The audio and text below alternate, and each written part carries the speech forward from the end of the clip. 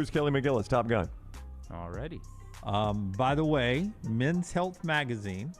Did they rate these? 31 sexiest kisses of all time movie theater. Number 1. Tom Cruise, Kelly McGillis. Upside Down Spider-Man 2002. It's a good one. Yep. Number 2, The Amazing Spider-Man 2. Wow. Spider-Man got it on, didn't he? Yeah. Spider-Man was a hound. And it even says, perhaps not as iconic as the Upside Down kiss, but it's still sexy. I did not know Spider-Man had that kind of game. Number 3, this is high on my list, The Notebook, when they come in out of the rain, that rainstorm that blew up on them, that kissing down the hallway up against the wall was so good. Against the wall. Yep. Number 4, Crazy Stupid Love, another one of my favorites. Yeah. A great Jim's kiss. greatest hits right here. Number 5, Match Point, another one of my favorites. Yeah. Yeah. Number 6, Titanic, another one of my favorites. Oh, is that the one in the fogged up car window where she slaps her hand? Of course it is. Yeah. Oh, maybe one of Brown's favorites. Number 7, Brokeback Mountain.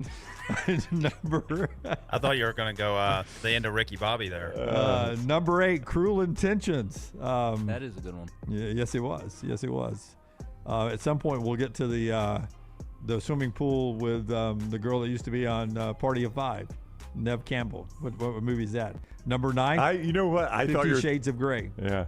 I thought you were talking about the swimming pool with Showgirls with Elizabeth Berkley. I was like, I don't think there was a whole lot of kissing in that. Number 10, 50 Shades Darker. Yeah. Do a lot of kissing in that. Vicky Christine Barcelona.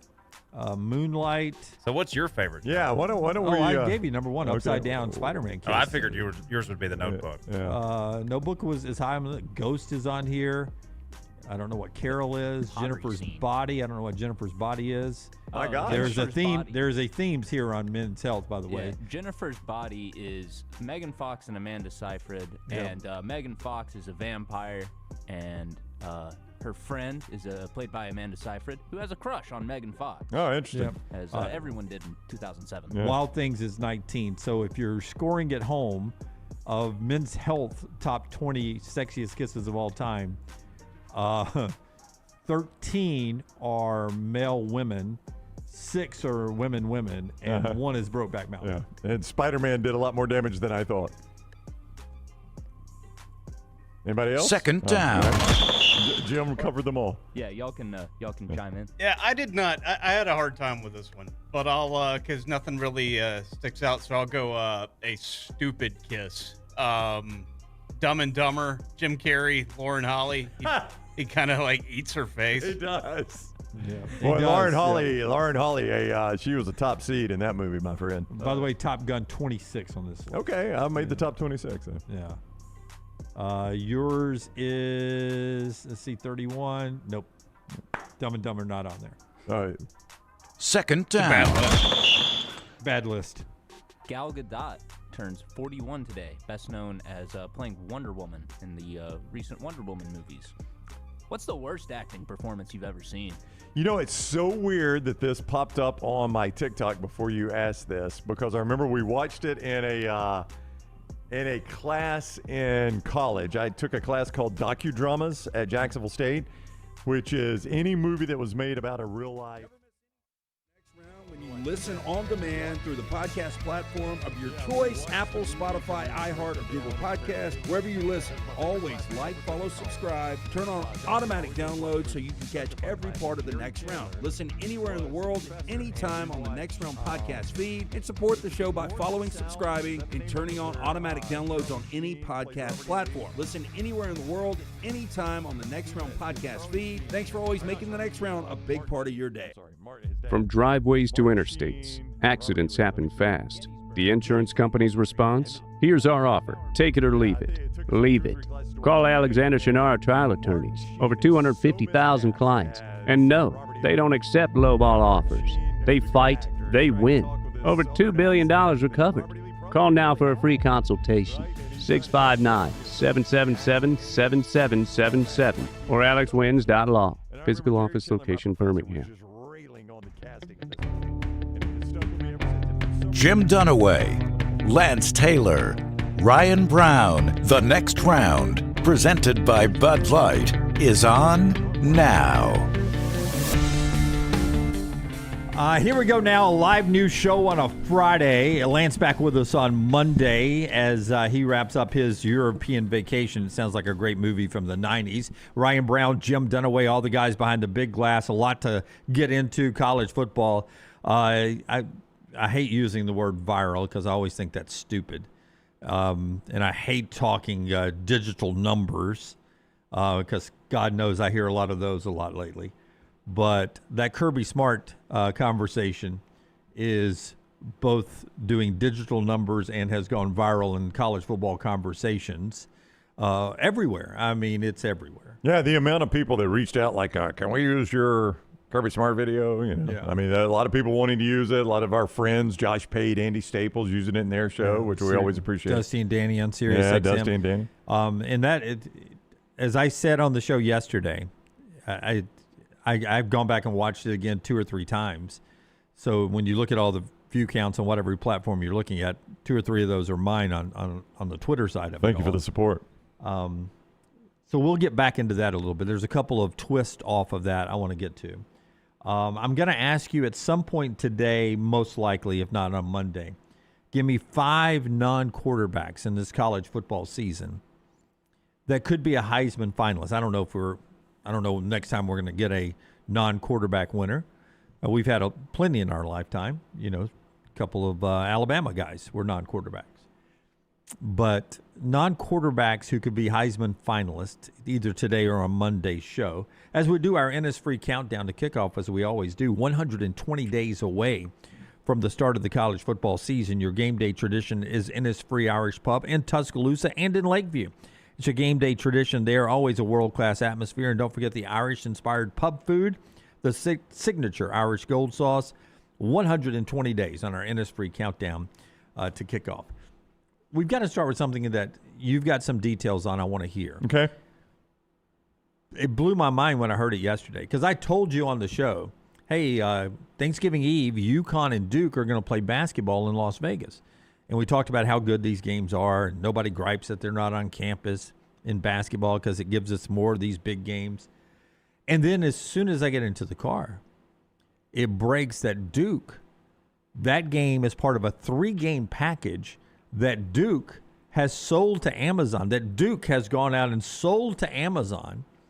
And they're bringing in some money that way, lots of money you would imagine, with the Amazon streaming. This is their first foray into college sports and a great entry point. Duke is the brand in college basketball. So you get 3 games and they're biggies.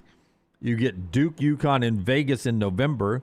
You get Duke, Michigan at Madison Square Garden around Christmas. And then in the middle of conference play, you get Duke, Gonzaga in Detroit. Those cities are important, Brownie, because they're not at Cameron Indoor and they're not on somebody else's campus.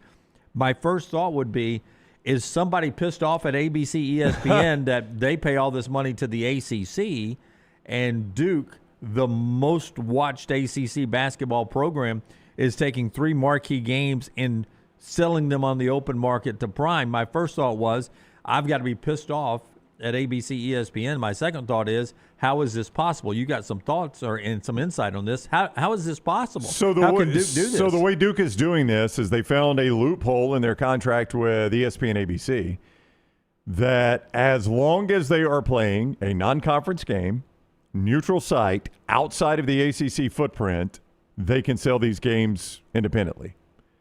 So that's the 3 boxes they have to check. Non-conference game, neutral site, outside the conference footprint. Yeah. Give me those cities again. Las Vegas, inside or outside ACC. Now that ACC footprint's ever growing, but Vegas is outside of it. I mean, you got Stanford and Cal out there, but I'm going to say I guess that's outside. Okay. Detroit's easily outside. Detroit easily outside. Now we get to Madison Square Garden, where if I'm Syracuse, I'm like, wait, just a minute. I thought that was our footprint, but I guess I'm wrong. Yeah, there must be a mile radius that Syracuse doesn't reach New York City. Right, that determines what the footprint is. Yeah. So that's the loophole that Duke is using to do this, which I guess credit to Duke. I mean, they're going to make pretty good money on this, I would imagine. Amazon Prime is dying to get live sports content, so I'm sure they are overpaying right now for it. I mean, they have the basketball in the NBA. They got the Thursday night NFL football, but this is their first college. Yeah, they are dying to get play-by-play, live play-by-play sports action. So I'm sure Duke got a nice paycheck for this. So I instantly first thought, well, what keeps, because it's an ABC ESPN deal. Who else has an ABC ESPN deal? The SEC does. That's right. So what would keep? I'll just use brands. I'll just use Alabama and Notre Dame, who has an NBC deal. What would keep Alabama and Notre Dame away from saying, hey, next year in 2027, off of what Duke has done, I would love, if I'm Greg Byrne, to set up a game, let's say let's get it out of Notre Dame's footprint. Let's say we play it in the Dome Stadium in Dallas. Okay. Well, that's SEC That's SEC footprint. Yeah. You're probably going to need to go Ford Field in Detroit. Yeah. Let's do this. Let's go Vegas. Let's go Vegas. All right. We'll get way out of Notre Dame and Alabama's footprint. Allegiant Stadium. We'll go to Las Vegas Allegiant Stadium, and I'm Greg Byrne. I want to schedule Alabama Notre Dame in Las Vegas, and I want to sell it to Prime or Netflix. Okay. Is there anything that keeps me as an SEC school from doing that, as opposed to the ABC, ESPN, ACC deal? The short answer to that is ESPN prevents you from doing that.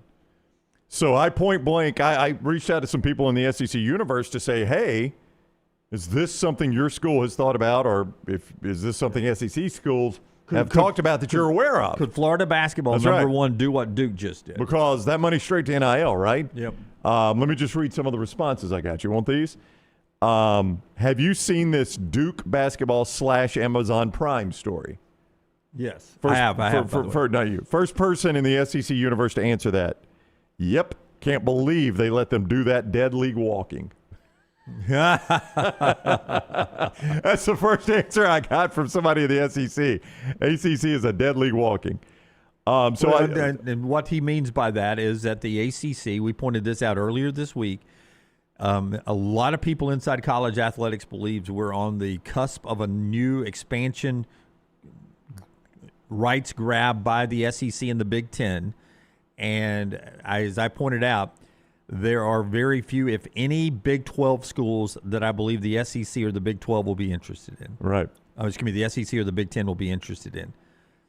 The brands that are next on the horizon are in the ACC. Notre Dame always, but North Carolina, Duke, Virginia, Clemson, Florida State, Miami, those type schools. I started asking, as people responded in the SEC world, I started asking them, hey, could your school do this? I mean, is this something to go down the road? The first response I get to that, can your school do this? Nope. ABC Disney, our schools cannot negotiate TV. Our schools cannot negotiate TV. This is from someone in the SEC world there answering that. So they know up front. I mean, like, they're aware of this story. They have seen it, and they know right away this is a non-starter for the SEC. Cannot happen. Only way one of our conference teams plays on another network is if they have a home-and-home deal with an opponent. And then somebody else said, no, the only way this happens in the SEC is, for instance, Texas playing at Michigan on the Big Noon Kick. Alabama playing at Wisconsin Alabama playing at Wisconsin on the Big Noon Kick. Yeah.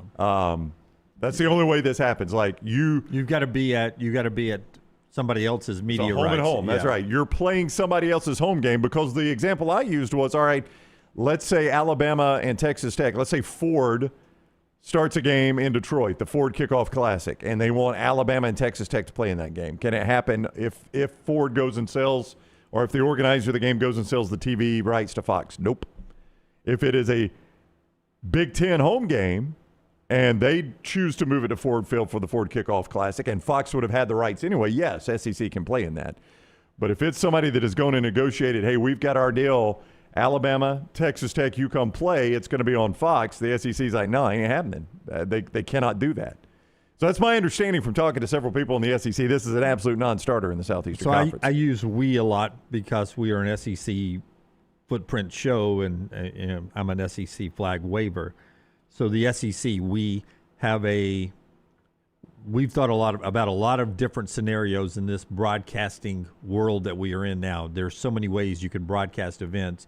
It seems like the SEC planned for the future on this ABC ESPN deal, or ABC ESPN did. However, whoever looked at it, yeah, said, they likely knew this loophole existed in their ACC deal, and we are not going to make the same mistake. Or they may not consider it a mistake in the ACC deal. I don't know, but we're not going to do the same thing in the SEC deal. Yeah. Well, I would imagine the SEC, likes having some control over it because, to be honest, as a league, what was the first response? Dead league walking. Dead league walking. Yeah, as a league, and I was joking with Forrester, it would be okay for Alabama to go out and sell their own media rights, right? Alabama was the most watched team in college football this past year. It would be okay for Lane Kiffin and LSU to go sell their own rights, Kirby and Georgia to sell their own rights. Now try doing that at Mississippi State. That's right. Yeah, try doing that at Vandy. Yeah. Try doing that for Kentucky football, not basketball. You'd be doing a combo deal. Hey, we're going to give you 20 Kentucky basketball games if you take these Kentucky football games. That's right. You know what I'm saying? Yeah. So there's power in selling the league. There's more money for the league by selling it as a league at a whole. This is great for Duke, but as that one response says, it's not great for the ACC. It's not, it is not. This is not helping Boston College. This isn't helping our friend Michael Alford at Florida State. Eventually, this kind of stuff is either going to come back and bite you in the next round of negotiations, or it's dead league walking. All of a sudden, you've got Duke worried about Duke and Duke not worried about the ACC. Well, if I'm Miami, I mean, whose brand is the hottest in ACC football right now? Miami. They just played for the national championship. Miami's going to be just think real quickly. Miami's going to be the highest ranked ACC team next year. I mean, if Duke can do this, if I'm Miami, I do look at it and I'm like, well, now wait a minute. If we can go to any one of these markets, Detroit, New York, Las Vegas, that's considered outside the footprint, and we can set up a game.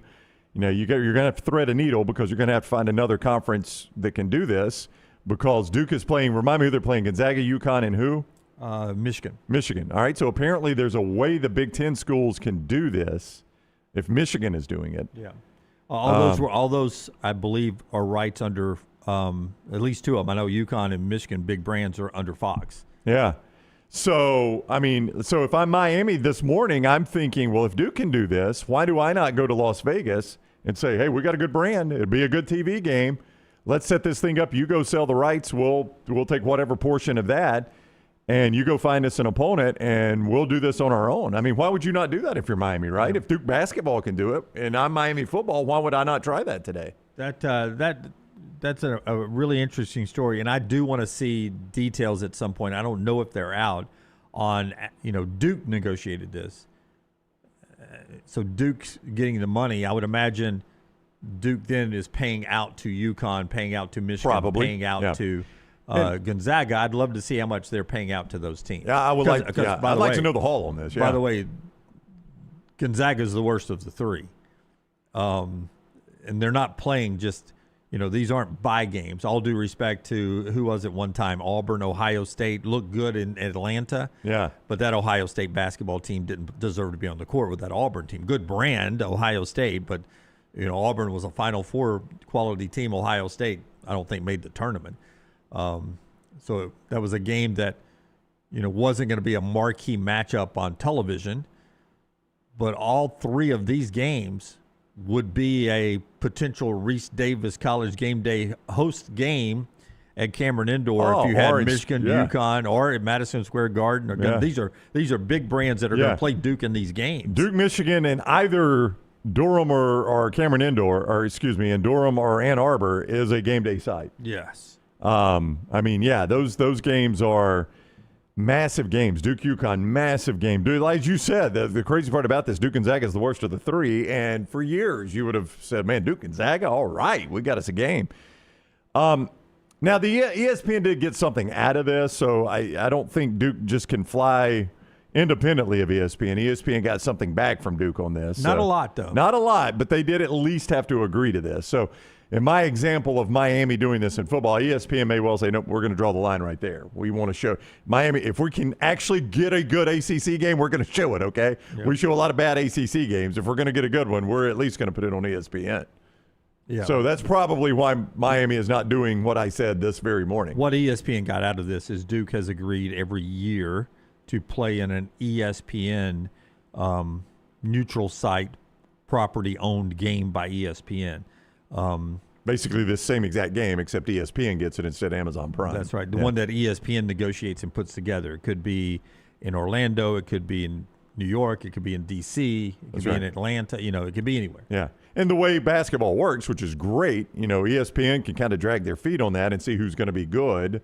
They don't have to do it 10 years in advance the way these stupid football schedules are done. Right. So, I mean, like today, if ESPN were putting that game together, Duke, Florida looks pretty attractive with Thomas Howell coming back, right? Like if I were putting that together for this season, I'd have Duke, Florida playing in Atlanta, or Duke, Florida playing in D.C., or Duke, Florida playing somewhere. We will continue to watch this. I just thought that was such a big story. Let's jump into a little college football. Before we get ready to do the spotlight, Tyler, and if you can get that ready for me, I want to tell everybody about Storm Restoration Roofing. That's Greg from Pell City. May's going to be a rainy month. I'll go ahead and tell you. It's going to be a stormy month. You might as well get ready to have this name on standby all summer long.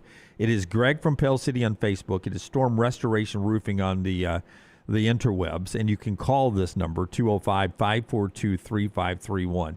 It's on your screen. When you get back home, if you're listening to us on audio, you can go check it out. You can just Google stormrestorationroofing.com.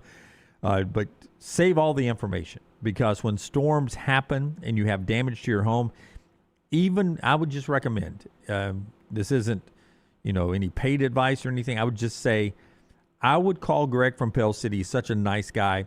Before I called my insurance provider, just quickly, I'd say, hey, Greg, I've got a little storm damage on my roof. What should I do? And then he sort of would walk you through the process and then call your insurance provider. StormRestorationRoofing.com, A+ rated with the Better Business Bureau. But here, Greg wants to do a free no-cost roof inspection on your roof right now. 205-542-3531. You may think it's aged out already. You may think, man, my roof doesn't look good. I probably need a new roof, so let me contact a roofing person. Well, don't do that. Don't just say it's old. You don't know if it's old or not. You're just doing the eye test. Let Greg get up there for free, 205-542-3531, and do a free no-cost roof inspection. He may come back down and say, hey, man, you got 5 years left on this. Let me just do a soft wash program that I have and make it look good again. StormRestorationRoofing.com, 205-542-3531, locally owned for over 20 years. The College Football Spotlight is presented by Alexander Shunnarah. Shunnarah Trial Attorneys, a national firm with Southern roots. They are headquartered in Birmingham. Why? Because that is the hometown of our guy, Alexander Shunnarah. Could have built his practice anywhere. This guy's recovered more than $2 billion for his clients. When you've recovered $2 billion, you can operate just about anywhere you want, right? But this guy said, I am staying in my hometown of Birmingham, helping the people of my hometown. And that is exactly what he's done. He's done that by maintaining some core values: integrity, mastery, passion, and success. That's what's led to a recovery of $2 billion for his clients. So if you find yourself in need of a lawyer, call the Alexander Shunnarah Trial Attorneys. You don't pay a dime unless they win your case. Shunnarah.com, Shunnarah.com. Before I let Kalen DeBoer talk about quarterbacks from our conversation with Kalen DeBoer at the Regions Tradition on Wednesday, non-exclusive interview with Kalen DeBoer, but it was exclusive to us because we were the only ones on the set with him at the time. Inside joke. People need to use learn the use of that word, I would say. If I ask you, and this isn't a hard fact, potentially how many SEC rosters are equal to or better than Alabama's? Potentially the ones. This is a hard fact. Alabama could be national champions this year. I mean, and I'm not Tom Luganbill where I could tell you no based on my studies, but I would say the ones that you would look at would be Georgia first, obviously. Yeah. Texas second. Second, obviously. I would say LSU's. Could be equal or better, yes. Yep. I don't think Oklahoma's. I'm just thinking of playoff contenders. I don't think Oklahoma's is obviously better than Alabama's. Okay, interesting, but okay, no Oklahoma. Texas A&M could be equal or better. Could be equal to or better. Okay. Yeah, I mean, I think those first three, I would say, and I really don't know about LSU because I know Kiffin has done very well in the portal. They were spending loads and loads and loads of money, but I don't know that it had stayed up to par under Brian Kelly either. That's one reason he's getting fired. So Kiffin did have probably some room to make up. More on Kiffin later on, but okay, I understand. The ones I would confidently say would be Georgia and Texas, and then I think Alabama would be in a group with Texas A&M, LSU, probably Oklahoma. Ole Miss? I don't know, Jim. I don't know if I would say top to bottom. Do they have a better quarterback situation? Sure, Trinidad Chambliss is a proven quarterback. Is Keywan Lacey a better running back proven than Alabama has? Yeah, but we're just talking about top end talent right there. We're not talking about full roster. But not Auburn, not Tennessee. No, not Auburn, not Tennessee. Not Mississippi State, No, not heavens Arkansas, no. not Kentucky, No. not Vandy, I think once you get not past South Carolina. Yeah, once you get past Not the Florida. playoff contenders, Florida is not. Okay. No. All right. So roughly anywhere from 3, and then if you got really, really bold, you could say maybe 6 teams. Alabama could be 7th in the league. So anywhere from 3rd to 7th is the projection coming in. Yeah, I mean, I don't think they would be 7th, but yeah, I think probably 3rd, 4th, or 5th is where I'd put them. How much of this season you think swings on the quarterback? Like, where's your confidence level? And before you answer that, I want Kalen DeBoer to answer it for you, because this is one of those years where you go in and there are question marks with Alabama. Now, the brand itself lends you to say you have a lot of confidence you're going to fill the holes.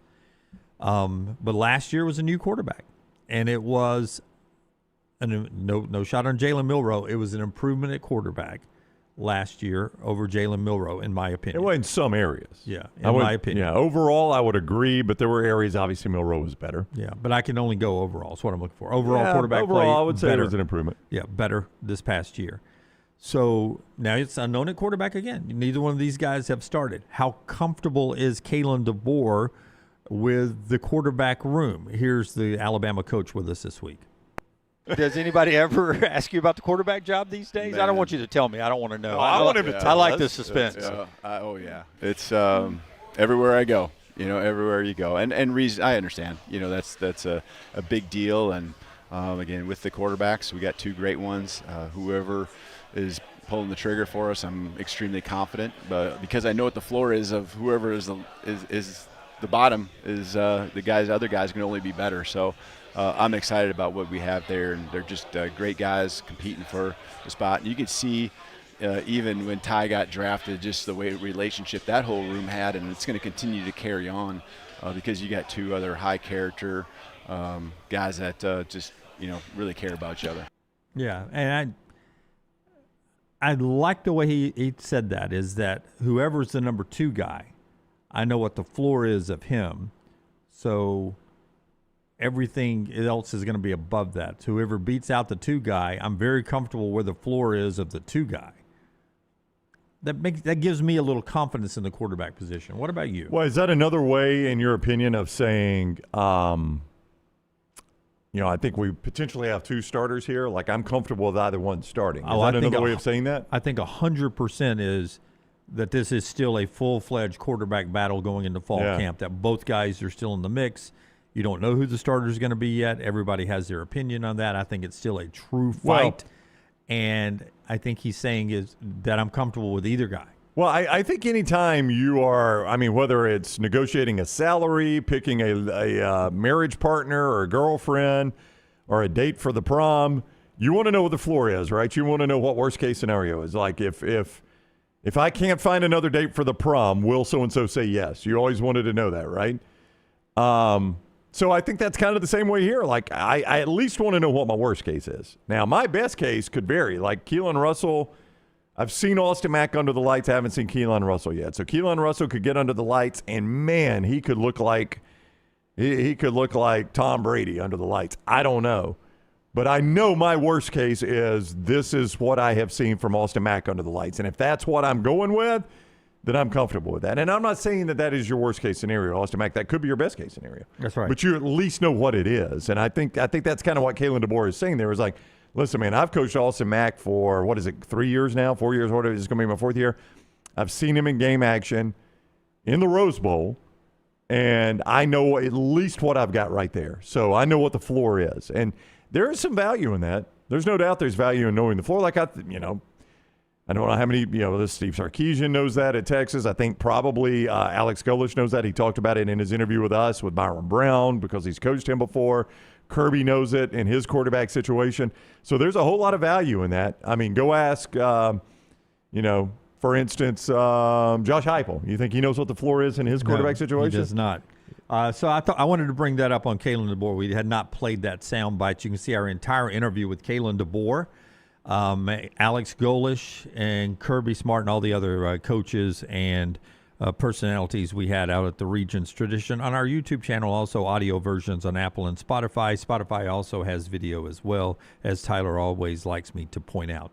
All there, and we appreciate you liking, subscribing, and hit the automatic downloads at Apple and Spotify for us, because that helps us, and it helps keep the content flowing right into your feed as well. One more thing here in this opening segment. Cut number 4 is Kirby Smart. I asked Kirby Smart because Brock Bowers, Oscar Delp, it just always seems like Georgia is good in their tight end room. Yeah. And yesterday, they picked up another tight end, 5-star tight end, Jackson Dollar, considered by those in the industry to be the best tight end in college football. He picked Georgia over Clemson, Miami, Notre Dame, and Texas.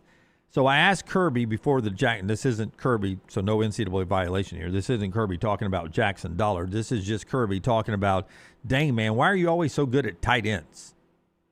From when you were in Tuscaloosa and then early at Georgia to now, how much has the depth changed on your roster? Man. The 1 to 2, 2 to 3s. I tell people all the time, I was like, our early That's on me. That's on me. best Stop that teams, for I'm me. gonna go 2000. Cut 5. Cut 5. I gave you the wrong one. Cut number 5. That's on me. That was the soundbite we played for you yesterday. Cut 5. This is Kirby on tight ends. Do you just open the door and you get 5-star tight ends that call you up? I mean, it seems like good tight ends just call you now. Well, we got a good recruiter there. That Todd Hartley's the best in the business, our tight ends coach, and they've seen a pathway, and we use them. And we think they're the biggest weapon in college football right now. They can do a lot of things. Yeah, they do use them. I mean, that's the thing is, like, they get usage in that offense that some criticize it for being a little too slow and plodding in comparison to some of the more wide-open offenses you get in college football this day and age. But the byproduct of that is they'll use the heck out of a tight end. Georgia is not afraid to throw. You don't have to be the guy sitting in the stands that used to, why do we never throw to the tight end? You don't say that at Sanford Stadium. Why do we not spread them out more is what Georgia fans say. That's right. There was. I'm so tired of seeing these. I love these tight ends, but let's throw it down the field. Like, I mean, if we got tight ends, how come we can't recruit great receivers? Again, we've looked at the numbers last year. Georgia's explosive play rate, the 20-plus, 30-plus, 40-plus downfield, they were dead last in most of those. But I tell you where they're not dead last is throw the ball to the tight end. So Kirby's right about that. That's a heck of a weapon. Little college football to start our show today, 120 days away in our Innisfree countdown to kickoff. The show today also being brought to you by a couple of great sponsors. One of them is our friends at Kalshi. Promo code TNR to enjoy all the great polymarket funds there at Kalshi. Take a position on a lot of things this weekend, including NBA playoffs tonight. Boy, how about your Knicks last night? How about that? I mean, you didn't go over to Atlanta to watch it. I didn't. Dominated. Yeah. Kalshi.com and the Kalshi app. That is where you go to play Kalshi. And when you go there, use code TNR. TNR to get $10 on your first $10 position. Big games in the NBA over the weekend, starting tonight with Lakers and Houston. Lakers at 72%. So you can play that one right there at Kalshi. Tomorrow, you got some big NBA games as well. So you can play all those at Kalshi and Kalshi.com. Kalshi app and Kalshi.com. And any of those places, when you go to the Kalshi app and Kalshi.com, make sure you use code TNR. For $10 on your first $10 position. Kalshi, and I gave you the wrong odds. I'm going to correct that in a moment on Houston and LA. So don't go running to your Kalshi just yet on the odds I just gave you. I forgot to refresh. You can play this in all 50 states. Completely legal in all 50 states. Our friends at Kalshi and Kalshi.com. So that is very, very, very important. All 50 states, it is perfectly legal. Now, Detroit and Orlando tonight. Detroit at 61%, Orlando at 41%. Houston and L.A. Houston at 61%, L.A. at 40%. So those are your big games tonight right there at Kalshi. So go to Kalshi.com and the Kalshi app. Use code TNR for $10 on your first $10 position with our friends at Kalshi. And LancesLock.com brought to you by our friends at Hemp Hill, the unbelievable folks at Hemp Hill. They've been taking care of you now since the 1950s. The name Birmingham has trusted. You can contact them at 205-229-2090. They got 24-hour 7 days a week, 365 days a year emergency service. If you've got a plumbing issue, heating or cooling problem, they can come to you. Basically, call them anytime you got a problem. 205-229-2090. Hemp Hill Services Online. They take care of your plumbing, heating, or cooling issues in your home or your business. They are ready to serve you. More sports coming up on the other side. And later on, Todd Fuhrman from Vegas on the next round. Follow Scott Forrester on Twitter at Scott Forrester TV. Hop in. Injured in an Uber or Lyft? Here's the problem. Was it the driver's fault? The other car? The app company? Good luck figuring that out while you're trying to heal. Alexander Shunnarah Trial Attorneys, they've got a guy for rideshare accidents. And here's the best part. They don't get paid unless you do.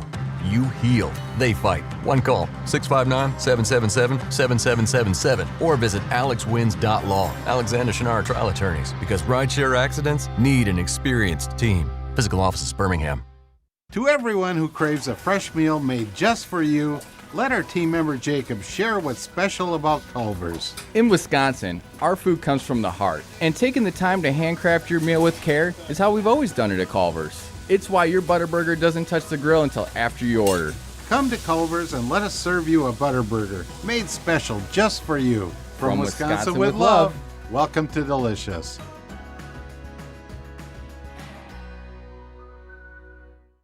At Central State Bank, we are large enough to serve you and small enough to know you.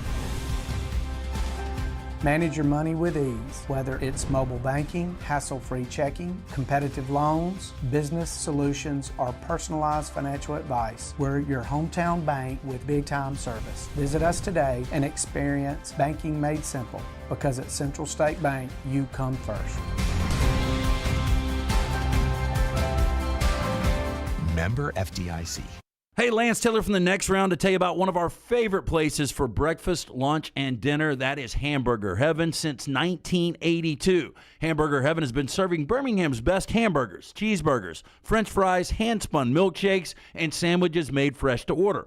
All of their ingredients are fresh and prepared daily. This includes their beef, always fresh, never frozen, hand-pattied each and every day. For breakfast, lunch, or dinner, visit any of the 4 locations, Highway 280, Irondale, Gardendale, and Homewood. Stop by the New York Butcher Shop and pick up the finest in certified Angus prime beef steaks and burgers, premium pork chops, ribs, and all-natural chicken cut to order just for you. Their chef-prepared entrees and side dishes are the perfect dinner-to-go choice for your family and are ready to heat at home. With a great selection of fine wines and desserts, the New York Butcher Shop is your one-stop dinner shop. 2 locations to serve you, Cahaba Heights and on Highway 119 in Greystone. The New York Butcher Shop, rare quality, well-done service. Remember the name Way to Wellness if you're battling weight loss in your life. I'm Jim Dunaway from the next round. There was a time I was over 216 pounds until Way to Wellness helped me lose 45 pounds, and now for over 2 years, they've helped me keep that weight off. Here's their website, aplanforme.com, aplanforme.com. That's a great name for a website because there's no cookie-cutter plan. Everything is designed specifically for you. No contract, no sign-up fees, and your first consultation is free at Way to Wellness. This spring, make it a week the whole family will remember. The Regions Tradition, presented by Coca-Cola, returns to Greystone for championship golf and family fun. Watch legendary players compete, enjoy activities for all ages, and experience the excitement on and off the course. Don't forget to stop by Hole 10 following play on Saturday for a live concert featuring Blues Traveler. This is a week you don't want to miss. April 29th through May 3rd. Get your tickets now. It's official. The FIFA World Cup Trophy Tour by Coca-Cola is coming to town. On Thursday, May 7th, head to Uptown from 2 to 6 for your chance to get a free photo with the iconic FIFA World Cup Original Trophy. It's a once-in-a-lifetime moment for fans of all ages. Again, Thursday, May 7th at Uptown from 2 to 6. Your chance to get the free photo with the iconic FIFA World Cup Original Trophy. The FIFA World Cup Trophy Tour by Coca-Cola, because fan work is thirsty work.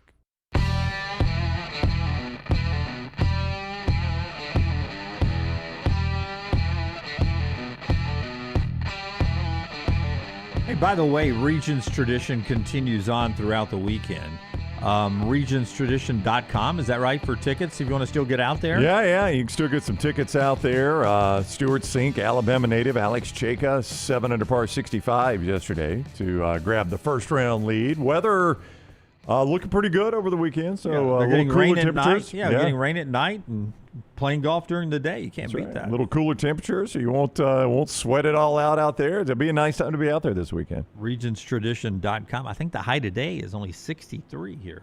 Well, I think Am I right about higher that? than that. I think it's going to touch 70. You think it's going to touch 70? Maybe high 60s. Is there a chance my Alexa is like slotted for Bismarck? I've learned that these weather apps, the ones you use, can vary wildly. Like my daughter has a soccer game tonight. I was talking to my parents about coming over for her, and they're like, well, we're watching the rain. I said, well, my app says it's not even going to rain. Oh, yeah, it's raining because they moved Alabama Vandy and Alabama softball in South Carolina from night games to 12:30 this afternoon because of weather tonight. I got Friday just a 20% chance of rain here on my weather app. Well, okay. Then the high today is 63. I don't think you have your weather app is good. 70 degrees. Yeah. 70 degrees. I'm going to go by mine. I like mine better. 70 degrees, no rain. Yeah. Anyway, thank you. The Regions Tradition goes on regionstradition.com. But here we go. Brown is going to give me a letter grade A, B, C, D, F on all the swings. Johnny Cogden, ABC 3340, the videographer for this video. Quickly running through this, Brownie. We don't need to make it a 30-minute breakdown of golf swings. Just I want A, B, C, D, F on these people. Well, let's start with Stephen Pearl, Auburn coach. Be nice. No, that's a B. A little movement off the ball on the backswing, but that's a B. Guy doesn't get to play a lot. Yeah. That's a good coach swing right there. So B- because you're just being nice to him now. Here's Kirby Smart. I mean, I'm going to give that a B. But this is weekend golfer swing rankings. Who's this? This is Pete Golding. A little too much left foot off the ground, but that's a B for a weekend golfer. That's a B swing. Nate Oates. That's probably a C, low C, maybe high D. Nate's still learning the game, though. Kalen DeBoer is up next. A little stiff follow through. I would give that. You told me that was a hook in the woods. It's what it looked like. I would give that a C probably for Kalen. SEC Commissioner Greg Sankey. Probably a C. Missed it right. SEC points right. Yeah, it's a pro move right there. The GOAT Nick Saban. It's going to be a low B. He's always had that strange cutoff follow through. Our friend Steve Hudson trying to work with him on that, but coach working on this one. U.S. Senator, maybe another job soon. Tommy Tuberville. Yeah, it's a tough swing. He's got that fused neck, so it's really, really difficult for him. But I would give that probably a high C for Tommy. He's very much Dunaway like, turning and blaming me. Yeah. Greg McElroy. It's a B. Yep. It's a B swing. I mean, I know McElroy's good. That surprised me, his swing. I thought it would be an A. This is John Parker Wilson. Yeah, JP he's got a good, powerful move at it. I give JP it's the best one we've seen yet. Yep, and our buddy Chris Stewart. Who stands on the wrong side of the ball. Yeah, and could actually hit it on a string down the middle. Never misses the middle. Chris is very accurate. I've played a number of rounds of golf with Chris. I would give Chris, that's probably an A swing for Chris right there. I'd say Chris and John Parker Wilson had the best. Greg McElroy was next. The coaches, pretty good for coaches, actually. Most coaches, they don't get a whole lot of time to work on their game. Yep. Do you remember Hugh Freeze's from last year where Hugh is? Hugh's got a funky move. I give Hugh, he makes it work, but Hugh's got a weird move at the top of his swing that probably makes it a high C. Yeah. If you would like to see the Riley Green swing, we have that behind a paywall, and you must show us that you are at least 18 years old here in the state of Alabama if you want to view the Riley Green paywall. We may have Riley Green shirtless swinging in a golf club behind there as well. If you'd like to, I'm kidding. If you'd like to subscribe to us. Ryan, is he on your bathroom list? All right, we're done with that joke. We're moving on from that joke. No, he is not. Our show today being brought to you by our friends at Central State Bank as we get ready to jump back into college football. Central State Bank is the bank that is big enough to meet every single need you have, but they are also small enough to know you because they are a community bank. If you're ready for a bank that actually gets you, Central State Bank is that bank. More than just accounts and transactions, they are about people. 6 locations across Shelby County, 1 in Alexander City. Central State Bank is right where you need Central State Bank to be. So whether you are running a business, buying your dream car, or just want a bank that remembers your name, Central State Bank has you covered. They've been doing it for more than 100 years. Personal service, local decisions, lasting relationships, rooted in community. Central State Bank, member FDIC. All right. Give me Brooks's microphone here. as we get ready for cut number 3. This is, again, Kirby Smart. This is being talked about all over the college football circles, so we want to bring it back and make sure that it is being consumed properly around the country. Now, we can't educate everyone in the fake media. We just can't do it. But, Brooks, you're telling me there, and I've seen a couple of headlines saying the same thing, that our conversation with Kirby Smart before we played again is being misdigested by some. Yeah, it's being misinterpreted. And a couple of even national outlets, I won't name them, but have kind of misconstrued what Kirby said as, and you'll hear it in a second, he uses the term more competitive when referencing the Big Ten. And if you listen to the full context of the quote, he is alluding to the fact that, at least I believed, that the Big Ten is more competitive than they used to be. That's right. That's right. Not that the Big Ten is more competitive than the SEC, which is what a couple of national outlets reported, and now Big Ten country has gotten a hold of that and is hammering it home. Yeah, if you read part of his quote, the more competitive part, you can take, if you don't watch it and you just take that part of it from a word context, it does read like the SEC GOAT right now, the active GOAT, is saying that the Big Ten is now more competitive than the SEC. Here is the clip in its entirety. And if you listen, he is not saying the Big Ten is more competitive than the SEC.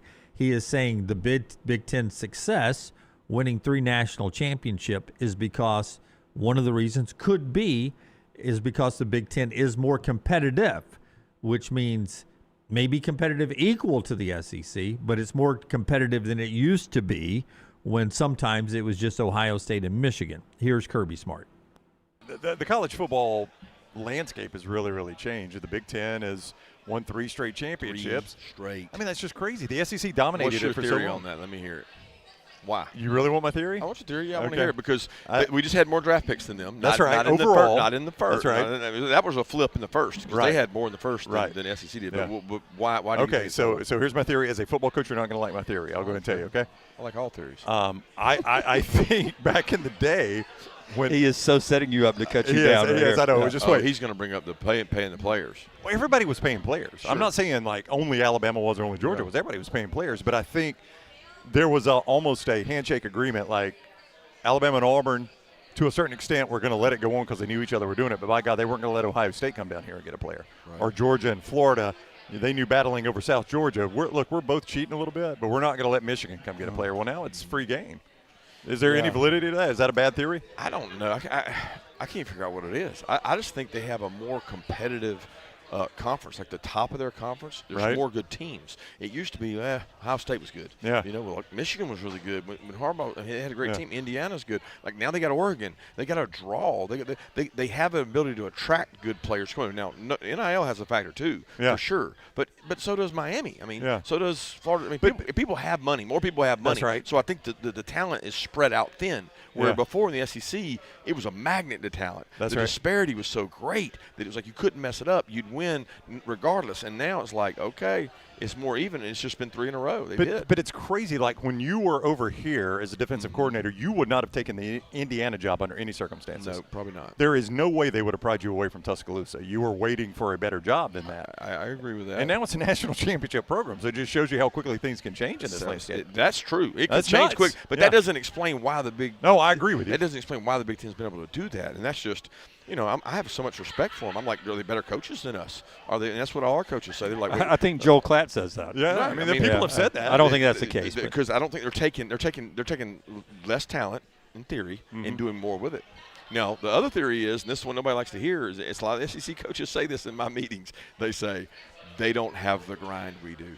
There's no way. They play 3 of their 9 games are hard. Their bottom 4 games are not our bottom 4 games. I'm going to play at Starkville and Vanderbilt's in my bottom 4, and I'm holding on to my butt to be able to play at noon on Saturday at Starkville and playing a good team who beat Arizona State, who goes and plays these other teams. So there is a theory that we're beating each other up, and it's like the intensity, and it wears you down. Yeah. I mean, Texas and Tennessee went to overtime in Starkville this year. Texas is a pretty good team, and both Yeah, they both went to overtime. I'm about to say Starkville. Texas played Tennessee in Starkville. No, I'm following you. Yeah. So how that would have been a fun game. From but, when you but were that's my point. No, is I see it. they're not That's getting right. that, and that's Yeah. I'm not going to say who says it all the time, but he's one of the SEC coaches, and I don't want to use it as a cop out, but it's like, dude, they're not even having to do their best plays. They're not even stressed during the week, and I'm like, well, I'm stressed no matter who I play. That's right. That's just how Yeah. I'm wired. But Yeah. their players get a mental relief, and then it's like, boom, they get to go to the playoffs and crank it up. Okay, so the two schedules that they're talking about there at the end, that Kirby's talking about, that I think works because they play each other is Texas and Ohio State, because they play each other again this year. Okay. So let's just sort of look at what we're talking about here. And Ohio State's on the right, Texas on the left if you're going video platform. Both open with wins against off-brands, Texas State and Ball State at home. And then they play each other. This year it's in Texas. So you're like scheduled through 2. Then week 3, UTSA and Kent State. So through 3 games, this is an equal schedule. So week 4, it's Tennessee and Illinois. Like opponents, but Texas has to go on the road. Yeah, at Tennessee, home for Ohio State. Then it's Oklahoma rivalry game, neutral site for Texas, at Iowa for Ohio State. There again, Oklahoma's the better team, but Ohio State on the road at Iowa it's a game that makes you think. Yeah. I mean, Oklahoma's the better of the two teams, Okay, but so far we're pretty much the same. That's my point. So far, through Red River, we're about the same. Yeah. And these, by the way, I also picked these. These are the 2 favorites in the league this year for both the Big Ten and the SEC. Next, you have Texas has to play Florida at home. Now, here we go. Now we get Maryland. It should be a much bigger gap than it is, but it is a gap. Right now, your advantage, better schedule Texas, but that's about to change in your next game. Okay, but first, where is the equivalent to Maryland on the Texas schedule? Mississippi State, Arkansas, somewhere in there. Okay. Because save that because we've got to come back and do that again here in a second. All right.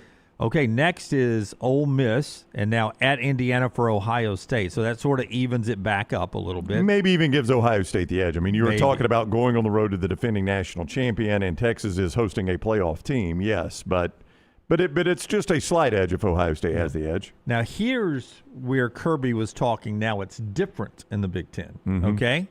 Because in the past, this would have been more of a Purdue-like game.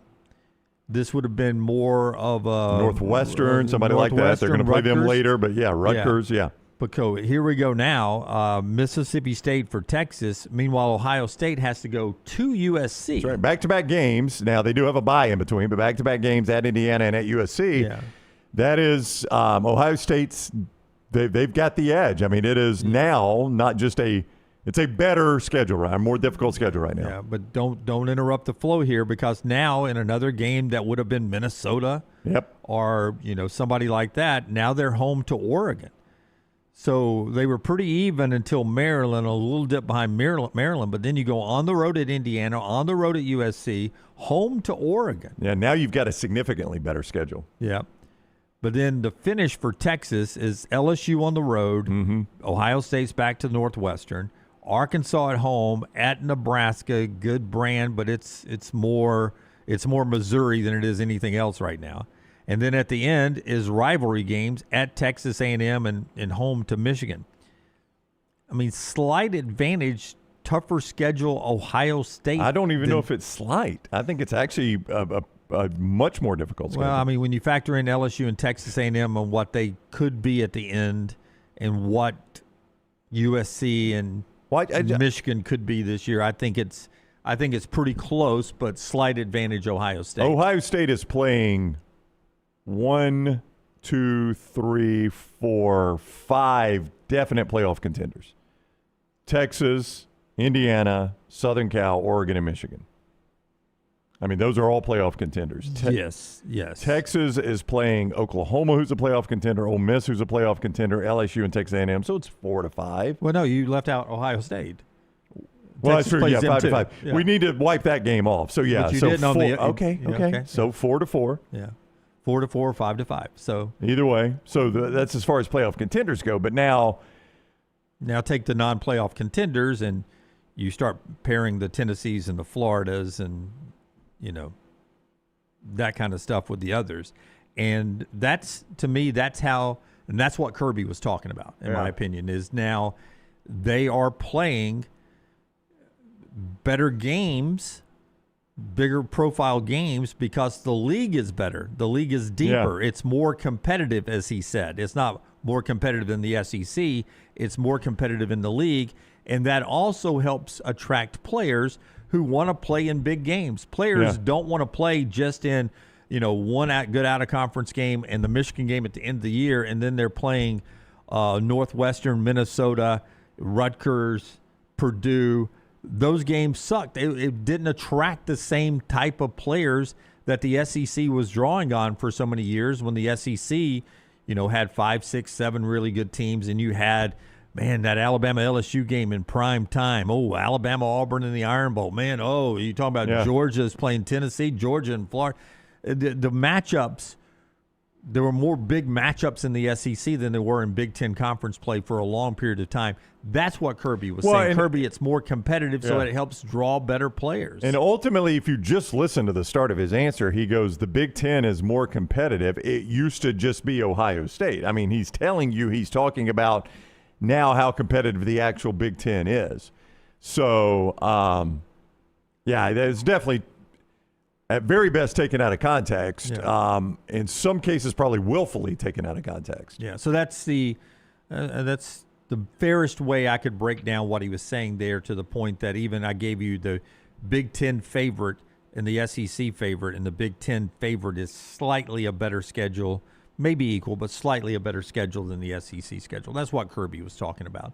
One more point from Kirby's high content with us. Brought to you by our friends at Hoover Toyota.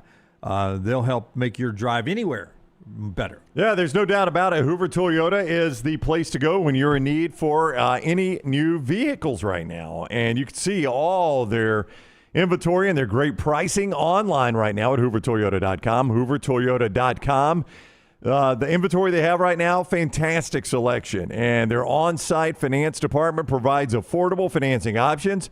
And then once you get the keys to your new vehicle, they don't disappear. They're serving you with a great service and parts department, making sure your vehicle is running smoothly and making sure you always want to come back to Hoover Toyota.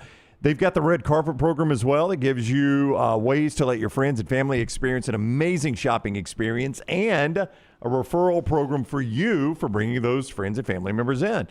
I mean, I've told you almost everything you need to know. Now all you need to do is go check out their selection, either Highway 150 right there in Hoover, just off 459, or hoovertoyota.com. Hoover Toyota, perfecting the art of customer service for more than 20 years. And then there's our friends at Walk-Ons. They bring you the unbelievable food service and viewing area and cocktails on the 10th, par 3, out there at Greystone all weekend long. Get tickets to jump up there with Walk-On Sports Bistro and stop by one of their 3 great locations. One right there as you're out watching the Regions this weekend. Tattersall Park, just off the Greystone properties there, off Highway 280. Also, Stadium Trace in Hoover.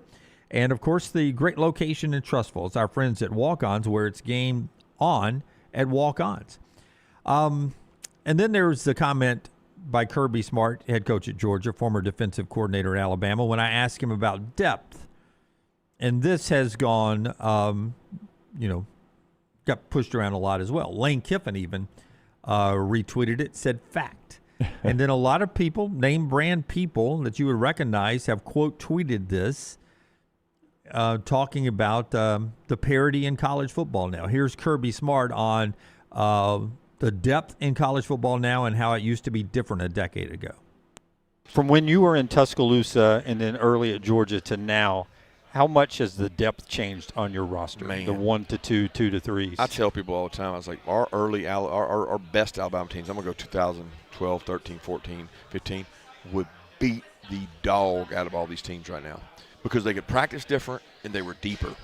Okay? The game has not changed that much from 2012 to 2025, but the roster has, and those teams would clubber lane somebody. They would just physically beat you. And I look at our team now and I go, oh, man, oh, God, we don't have the depth we had. We're not as good as we were. We're not going to be – and then we go out there and win the SEC. And I'm like, it's just relative. Yeah. It's relative. It's like everybody's going – I'm not saying going down because there's an Indiana. There's a Michigan. But relative, it's going down. Like there's not as much talent acquisition and much as talent on a team to be able to just develop it and grow. I'm playing younger players. I got kids that would have never played at Georgia when I got there or at Alabama I was there that are having to play now. Right. Because you don't have enough. That's Kirby Smart. Lane Kiffin quote tweeted that and said facts. David Pollock quote tweeted that and said the rest of college football has no idea how lucky it is that Kirby Smart is coaching Georgia football in an era that can no longer stack talent like this. Now, what David Pollock is saying is that Kirby Smart is a really good coach, and Georgia's lucky to have him because you can't stack talent like you used to stack talent. Well, and you saw it in late Nick Saban, too. Those later Nick Saban teams post-2020, when it became increasingly more difficult to stack talent, it showed up in the performance of his teams. Yeah. Michael says, this is great. This is a great thing, actually. Don't let people sell you on college football being great in 2014. 99% of the programs were hopeless to win at the highest level. You were just convinced the Music City Bowl meant something to you by going to play in that thing. Well, I mean, I think, kind of what he's saying, and Kirby hinted at this too, like Indiana could not have happened in 2014. I don't care how good Curt Cignetti is. The transfer portal is the only reason Indiana happened. A lot of those guys that are in transfer portals to other schools were on the 2 line on Alabama and Georgia's depth chart fighting to get on the field.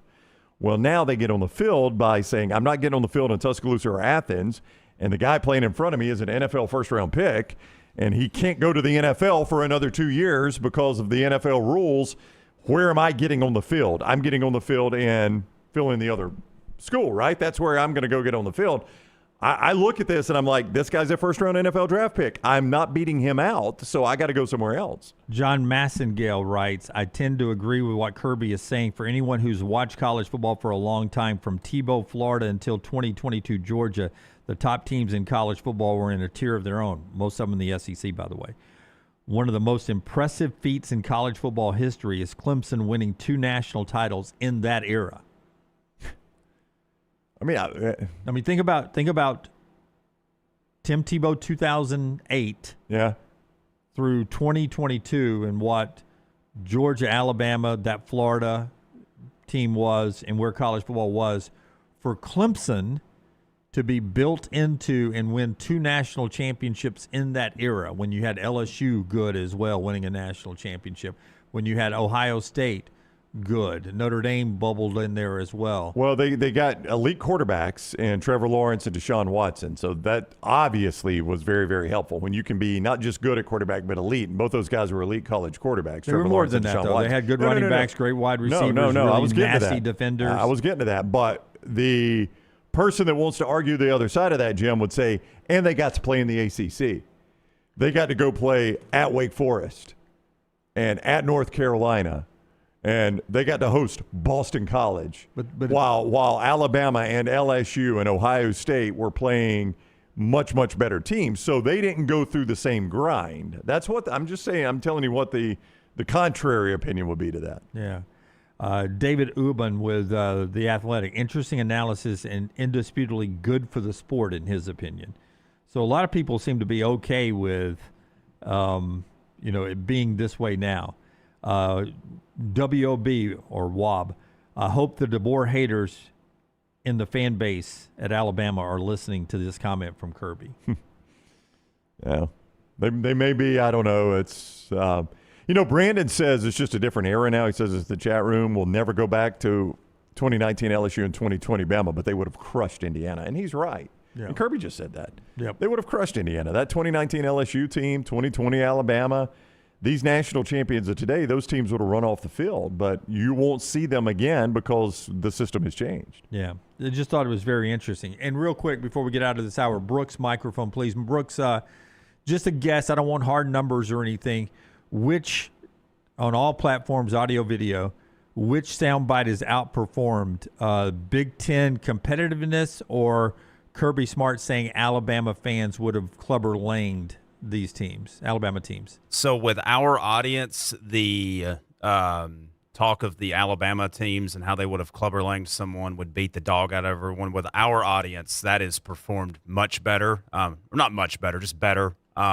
Nationally, though, the Big Ten conversation has been a larger talking point, has performed better. Yeah, so, but if I'm just saying hard numbers right now. On social, the one about Alabama has performed better. Yeah, in my eyes, that's the Jim soundbite beating the Brown soundbite. Oh, that was is that why we were keeping score here? That was the setup, That's 1 hour. That's 1 hour into the show. A lot more Todd Fuhrman coming up on the other side. Now I know the motivation behind it. Thank you. You finally got the right answer. Thank you for trying. You can take any statistic and start bending it to make it work. I'll get you the exact numbers of how bad you beat him during the break. You've already told him all he wants to know. I don't want the exact numbers, because when you start counting exact numbers, you can end up losing. That's right. I like the big picture profile. No recount. No recount for Jim. He's standing in front of that Jim judge. won the electoral college here. I expect a concession a little bit later on. Our friends at Culver's, I was there yesterday on my way to the golf course, and salted caramel little, what's it called, a mixer on my way out there. Concrete, those perfect. are fantastic. Yeah. Welcome to Delicious is what they tell you when you come to Culver's. That juicy butter burger, those crispy crinkle-cut fries, gooey golden cheese curds, and as Jim said, that frozen custard, the concretes there at Culver's are fantastic. It's a great way to celebrate any win or just simply forget about a tough loss. Culver's, welcome to Delicious. 2 great Birmingham locations, Tattersall Park, Highway 280, and Greystone. If you're heading out to the regions, hit Culver's first. And out there at Stadium Trace, SEC tournament coming soon in baseball out to the Hoover Met. You can swing by Culver's there as well, just off 150 and 459. Culver's, welcome to Delicious. We interrupt this program for breaking news. From the gators of the litigation situation. Insurance companies have a playbook. I repeat, insurance companies have a playbook. Deny, delay, defend. They know which law firms will fold and settle cheap. They are not on your side. That's corporate greed at work. At Alexander Shunnarah Trial Attorneys, we fight back. We have the resources, the muscle, and the will to take them on. And you don't pay a dime unless we win. They fight dirty. We fight hard. Call 659-777-7777 or hit up alexwins.law. Physical office location, Birmingham. To everyone who craves a fresh meal made just for you, let our team member Jacob share what's special about Culver's. In Wisconsin, our food comes from the heart, and taking the time to handcraft your meal with care is how we've always done it at Culver's. It's why your Butterburger doesn't touch the grill until after you order. Come to Culver's and let us serve you a Butterburger made special just for you. From Wisconsin with love, welcome to Delicious.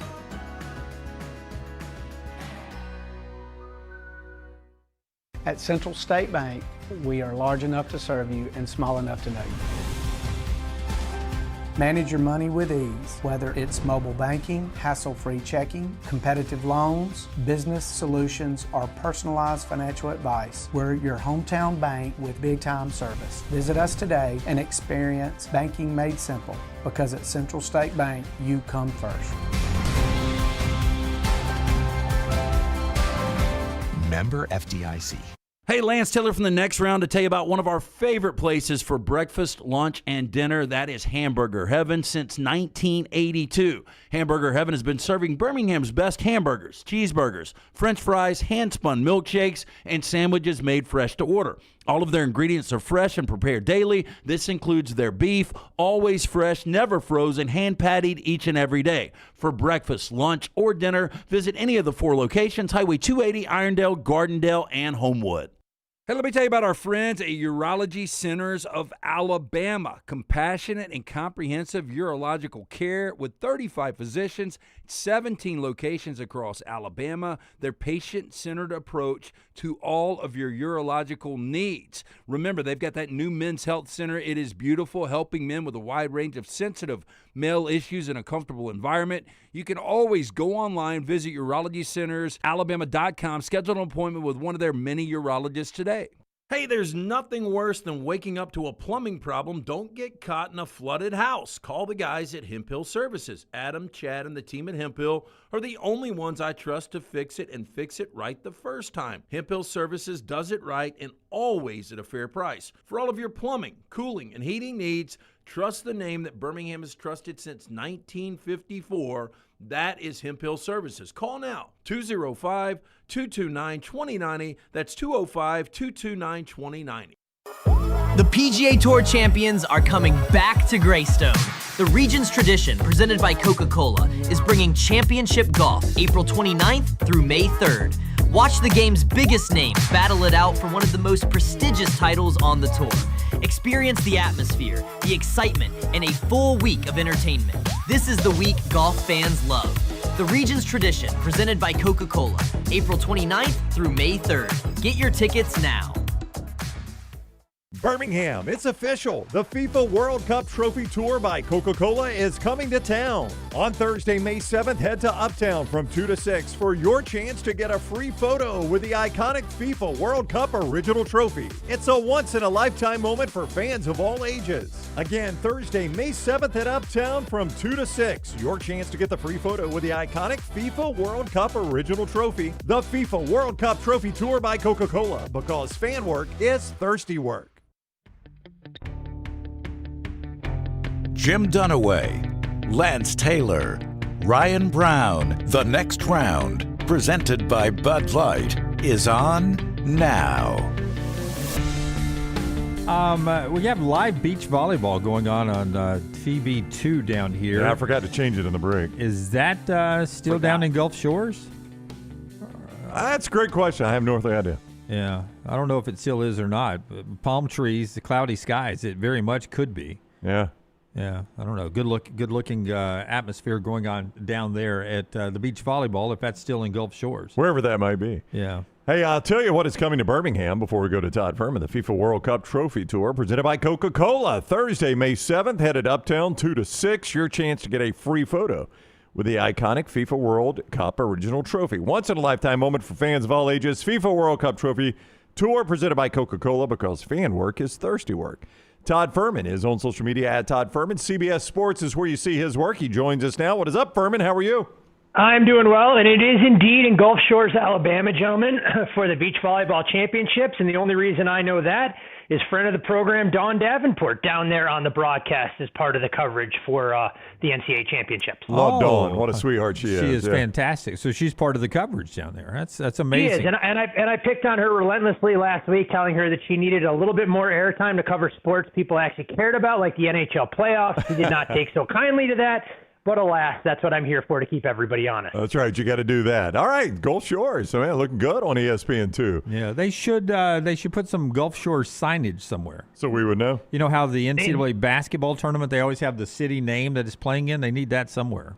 They need you for that, Dunaway. You need to be on part of the Tourism Bureau committee down there to make sure that's incentivizing more people to go visit that great event. Yeah, Jim's an idea man. He's an idea man, as always. That's one way to put it, Brownie. That's one way to put it. Hey, by the way, and people always marvel at the stuff Fuhrman knows, and we never set him up for stuff like that. The fact he would know that is in Gulf Shores, and we live in the state of Alabama and don't. I was talking about the World Cup Tour, Trophy Tour coming to Birmingham. Are you a fan of the beautiful game? Will this how will this play out for you, the World Cup? I am a big fan of international competition. Don't follow a lot of the European domestic leagues on a match-by-match basis. Just don't have enough hours in the day, especially when it kicks off in the fall. And all attention is focused on the NFL and college football. But the World Cup provides the perfect vehicle to be able to do so. Already starting to put together some of my power numbers, looking at some of the group odds that are widely available, and a little bit of a different format for those folks that don't always follow the World Cup, a much more expanded tournament. So we've gone from 32 nations competing to 48. You don't have to finish the top two in your group to get through to the knockout phase, which makes it a little bit more of a favorable path. And I think there's always some unique opportunities that are there when it comes to looking to try and bet side and total. So as we get a little bit closer, hopefully I have a few bets to share. Don't really have anything in the portfolio now other than a few long shots that have been sitting in the account a lot longer than I'm willing to admit without feeling embarrassed on the air. I was telling Dunaway yesterday, by the way. I asked him, I said, the United States opens with, do you remember how I told you they opened with Paraguay in L.A.? And I said, how quick do you think that game sold out? Dunaway said, 17 minutes. I said, what if I told you it's not even sold out yet? The ticket prices are outrageous for that game. FIFA has done no service to anybody here domestically or internationally that wants to travel for these games. They've tinkered with the ticket lotteries. They continue to say these games are sold out, then suddenly another block of tickets is made available, and that tier gets to be more and more expensive. I mean, if you poke around for some of these venues, and not just the marquee matches, whether it's Team USA or some of the other global powers, I mean, you're looking at ticket prices of $500-$600 for Ivory Coast in Philadelphia. I have to imagine if fans are patient and you live in a drivable distance from any of these venues, that you're going to be able to get decent ticket prices that are there. But the other thing where they're trying to gouge people, I was looking at some of the events at Hard Rock down there in Miami. I mean, they're looking to charge $200 to $250 for parking. So there was a great story that the BBC broke yesterday about how Scottish fans were trying to figure out a workaround for one of their matches. They were going to rent a school bus, so they only had to pay one entry fee for the parking lot, and we're going to cram about 25 to 30 Scottish supporters aboard to try and get to that venue. That's pretty good, pretty good. That's capitalism. That's capitalism, well done. Yeah. By the way, I do not follow soccer on a day in and day out, but I do have a rooting interest in Tottenham, one of the marquee franchises in the Premier League. And right now we're 2 points adrift is the terminology they use in the relegation zone. It'll be one of the biggest disasters in professional sports history. Is adrift, does that mean you're getting relegated or you're close to getting relegated? We're in the relegated? relegation zone. We've got to overcome 2 points in the final 4 matches. Or they get relegated. Which is insanity. For sure. And to kind of put things in perspective there, Dunaway, and it's not quite apples to apples, so I know some of the EPL diehards out there may kill me, but it would basically be like the Braves, failing to be inside, essentially the top 90% of the Major League Baseball standings and need to go down to AAA to try and earn the right back. And what's even more fascinating than Tottenham potentially doing this, knowing what they put into the football stadium that we see as part of the NFL international broadcast, you had a Premier League champion in Leicester City about a decade ago go off right around 5,000 to 1. They've now been relegated not once but twice in back-to-back seasons, and it puts a lot of these clubs that have long-standing traditions in very perilous financial situations. And Leicester may never be the same despite reaching the heights of England just about a decade ago or so. Yeah, that is absolutely amazing. Speaking of the Atlanta Braves, I did not tab them as the biggest threat to the Dodgers yesterday, but they were the first team. They were 21 wins. They were the first team to 20 at one point going into yesterday's game. They were the best record in baseball. They lose yesterday, as I was saying that. What do you make of this Braves team right now? Well, I think given the struggles of the other teams in the division, there is a good chance that the Braves may actually mathematically be able to clinch the National League East Division title by the time we get to July 4th. I mean, given some of the struggles with the Phillies and Mets, I mean, when your closest pursuers are the Miami Marlins and the Washington Nationals that nobody had expectations for, it puts things in perspective and why they're 6.5 games clear. This is a Braves team that when you look at the roster from top to bottom, I think this is kind of what you anticipated last year. Good to see, I mean, the kind of contributions from Ozzie Albies, who's regained a little bit of his power stroke. I mean, Drake Baldwin has been phenomenal behind the plate from his contributions. And the other thing about this Braves team, they're only going to get better, in my opinion, once they start to cobble together this staff that has leaned heavily into Bryce Elder, Grant Holmes, and Chris Sale. Imagine when you throw Spencer Strider back in the fold, or you see Spencer Schwellenbach as well. This is a Braves team that I think is going to be a very difficult out, and I don't really believe it's a flash in the pan for what we're seeing now. Part of the reason that they're north of a $3 favorite to win the division this season. Would you call them the biggest challenger to the Dodgers? I know we're May 1st, so it's really hard to say that, but would you call them that in the National League? I think right now on paper, you have to believe that they're probably the biggest threat, especially if they can get healthier and get a few more arms there. You look at some of the other pursuers that don't really scare me. I mean, the Philadelphia Phillies still getting a ton of respect in the betting market despite firing their manager and really struggling. And quite frankly, looking old on a game-in, game-out basis. We've seen this before from the Brewers. Yes, they have a pitching staff that can be a little bit pesky, but I don't think they're there. And unless the Cubs are able to go out and add a couple of arms, I mean, it's a Cubs roster that's performed a little better offensively than I think a lot of us expected, especially for some of my diehard Cubs fans that I'm close with. But that pitching staff in a best-of-5 or a best-of-7 series, I think you give Atlanta an edge. So for me, it's the Dodgers, for sure the number 1 team, the Braves number 2, and then probably a decent drop-off until you get from 3 to 5. Todd Fuhrman with us, CBS Sports. He's on the Alexander Shunnarah Trial Attorneys Hotline. A couple weeks ago, Texas Tech came up, and if I remember correctly, you told us they will be double-digit favorites in all their games. And I even went back, and I was like, wait a minute, Fuhrman, did you say double-digit favorites in all their games? And I think you said, yes, Ryan, I did. that has changed. However, looking at their schedule, even with a backup Fuhrman, are they still favored in every game they play? They are still favored in every game. The biggest changes that we have seen in their season-long outlook, we've seen their win total that was 11.5. You did have to lay a substantial price to go under that win total. That number has come down a full game, down to 10.5. And they've gone from being odds-on favorites to win the Big 12 at right around minus $1.25 when we had that discussion. That price has drifted out to plus $1.15, but they are still considered heavy favorites. And the reason for that, the unfortunate situation around Brendan Sorsby changes that dynamic, but they still had one of the best backups. If Will Hammond is able to return from the torn ACL, the problem now for Tech becomes what their depth looks like behind Will Hammond. If his recovery is at all delayed or if he gets dinged up, you don't have the 1-2 punch that made them nearly as formidable. So all is not lost for Texas Tech in terms of their conference title aspirations, but I do think they now have a much lower ceiling as it comes to competing for a national title, knowing that a lot of the investment they made through NIL was on the offensive side of the ball this year compared to how elite they were defensively last season before Baron Morton and company let them down in the Orange Bowl against Oregon. Because of our conversation with Kirby Smart, competitive balance inside the conference of the SEC and the Big Ten is being discussed around the country right now. If I just said top 10 best odds in your opinion to win the national championship, what is the conference breakdown there of Big Ten, SEC? I know Notre Dame probably slides in there as an independent. Is it all SEC, Big Ten? Is it a 5-4 advantage for one conference or the other? Does Texas Tech and a Big 12 make it in to your top 10 national championship contenders? Tech doesn't now without Brendan Sorsby. I think he was the kind of talent at the position that would have elevated them. So you remove Tech from legitimate consideration there. You mentioned the Big Ten and the SEC, no doubt the two dominant forces there. And if you were going to kind of look at the top 10, those are the two leagues that'll be there. Notre Dame, for me, comes into the season with a ton of returning experience, an elite quarterback, C.J. Carr, and a schedule that'll be extremely favorable for the Irish. So I would put them right up at the top of the list right now. And one thing that we discussed, Brownie, as well, Ohio State, I think the win total for them would surprise a lot of people because we've grown accustomed to, penciling the Buckeyes in for a worst-case scenario 11-1. But their win total sits at 9.5. Mainly because the schedule on paper are going to be one of the most difficult that the Scarlet and Gray have faced, going forward. We'll get a great indication of where they are right out of the gates, going to Austin against Texas.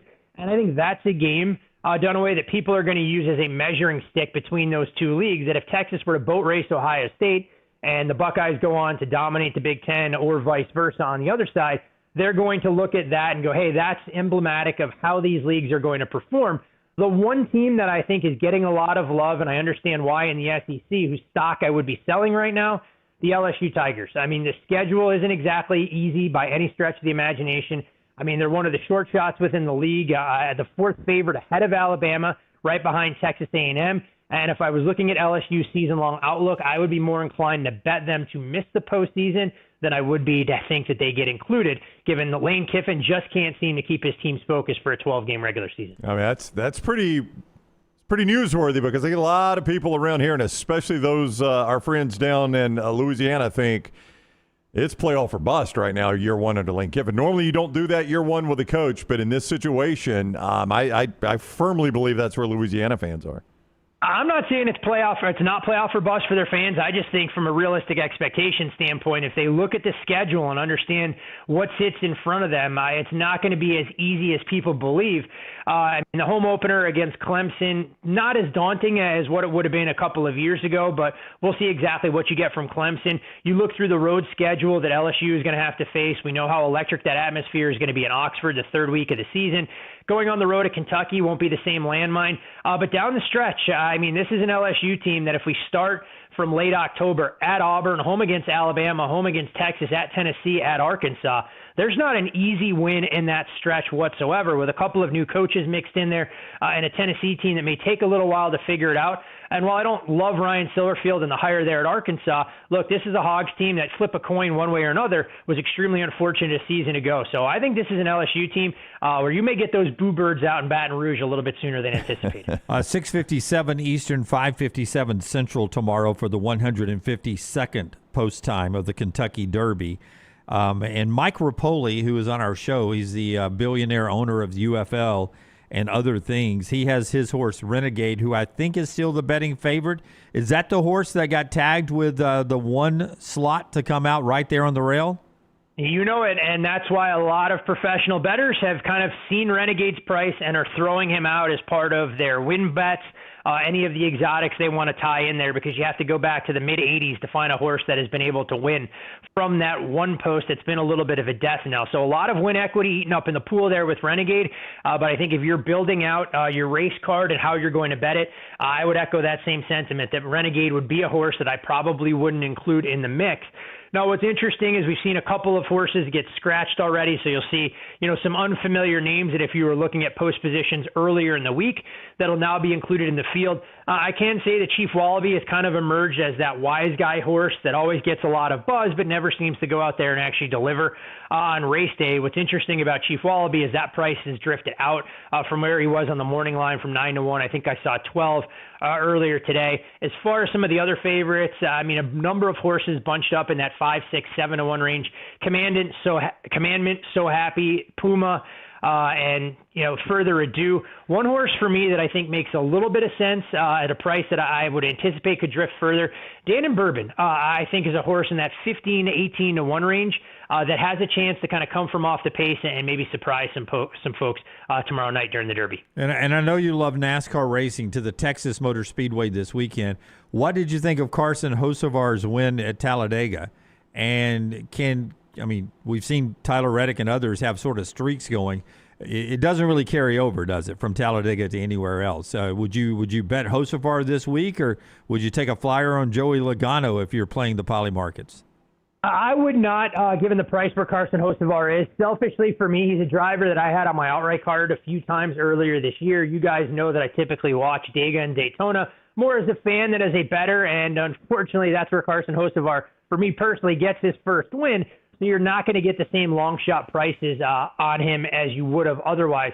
But this is a driver that's immensely talented. He's not afraid to be outspoken. He's been criticized for an aggressive driving style, and for folks at Dega, they saw a little bit of that flair for the dramatic with his victory celebration where he's leaning out of the car, trying to emulate Dale Earnhardt Sr.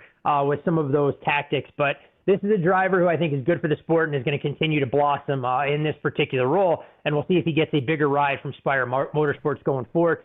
Another tough track to try and handicap. I know on the surface, Texas looks like a 1.5 mile track, but you see a lot of these cars snapping loose, and we've seen some unfortunate wrecks with some of the best cars on the track early on. I look at some of the numbers that are out there this week, and I kind of want to steer clear of some of the favorites. So I wouldn't be looking at any of the guys priced at 10 to 1 or shorter. You mentioned Joey Logano, just haven't seen enough in the way of speed at 1.5 mile tracks. But if his price continues to get further out there, 30 to 1 would be mile intriguing. I think Chase Elliott, even in these Chevrolet bodies that have left a little bit to be desired from an aero standpoint, I don't think will be as big of a deal this week as what we've seen at some of the more traditional tracks. So not a big bet by any stretch since this track, one of the more difficult ones to try and handicap. But I'd give a slight lean towards Chase Elliott in that 15, 18 to 1 range. All right, Todd Fuhrman, you can find him on social media at Todd Fuhrman. CBS Sports is where you get his content, and he joins us every Friday. So nice to do that. Fuhrman, have a great weekend. Enjoy the Derby and everything else. Always a pleasure, gentlemen. You guys as well. All right, buddy. Take care. Todd Fuhrman with us. Probably upset we didn't ask him any hockey questions either. We'll come back with Stanley Cup next week. Fuhrman on the Alexander Shunnarah Trial Attorneys Hotline. Tampa Bay in trouble. Dominated the regular season. Down 3-2 and at Montreal tonight in the NHL. That's the biggest storyline going on right now in hockey, is that Tampa Bay could choke away a first-round series again like they did last year after a very impressive regular season. The show being brought to you by our friends at Michelson Laser Vision. We'll do the viewing menu coming up a little bit later on, but our friends at Michelson right now get you focused on the weekend. 969-8100, MichelsonLaserVision.com. Lance Taylor, our own very own Lance Taylor, was legally blind when it came to his distance vision. He went and visited Dr. Mark Michelson. Dr. Mark and Jennifer Michelson, as a father-daughter combo, are pioneers in the field of LASIK surgery. And they evaluated Lance and said, I think we can help you. And boy, did they. He's now got 20/15 vision. You can get the same for Michelson Laser Vision. Go get a risk-free evaluation. Just let them look at you and see if LASIK surgery would work for you and bring back your distance vision. MichelsonLaserVision.com, or call Amy. And when you get Amy on the phone, say, I want Lance Taylor's Fighter Pilot Vision, 2015 Fighter Pilot Vision. 205-969-8100, 205-969-8100, or michelsonlaservision.com. Also, our friends at Urology Centers of Alabama. Prostate health, so important to most men in America. In fact, usually when I'm doing this read right here, before it's over with, somebody in America gets diagnosed with prostate cancer. And that's why early detection is so important. That is part of the treatment and the diagnosis and the preventative screenings that you get with our friends at Urology Centers of Alabama. Stay on top of your health, prostate health to kidney stones, everything in between. At Urology Centers of Alabama, urologycentersalabama.com, urologycentersalabama.com, 205-930-0920, the number to call. Over 70 years of compassionate care at their 10 great locations here in Central Alabama. It's urologycentersalabama.com. The Kentucky Derby going on this weekend. We'll do 4 downs. Got a Kentucky Derby question in that. The Browns built a new stadium when they came back to the NFL, which was late 90s, right? Or was it seems that's about right. Seems like it was 98 when the Browns came 99. back. I was going to say 99, somewhere in there, yeah. Yeah, and they got a new stadium to do that. They, like Nashville, are on the verge of, and that's sort of when Nashville got their stadium too, right? Yeah, about then. About then, late 90s. Yeah, Nissan Stadium, yeah. Nashville is well into building theirs, ready to go, I think, for next year to open up there in Nashville. Going to get a Super Bowl coming up. Yep. Here comes Cleveland with their new stadium, $2.6 billion. And here is the new Huntington Bank Field. They sort of released some of the look that's going to be with the Cleveland Browns and the stadium there. I would imagine if you're building out a new stadium, you build something specific for the dog pound. They're going to go with the very much Minneapolis-like roofing that also makes it feel like an outdoor game. Yep. And I ask again, I think I've asked this question before, do you think there'll come a day where Green Bay is the only bad weather market you ever have to go to? I mean, Buffalo has changed it just a little bit. It's still going to be rough on the field, but they've changed it so it's not near as bad as Buffalo has been. Yeah. But, I mean, Green Bay is just about going to be the only one left where you've really got to go play in some horrible winter conditions. Because Chicago is planning on having a roof. That's at least the discussion. Cleveland now has a roof. Detroit has a roof. Minneapolis has a roof.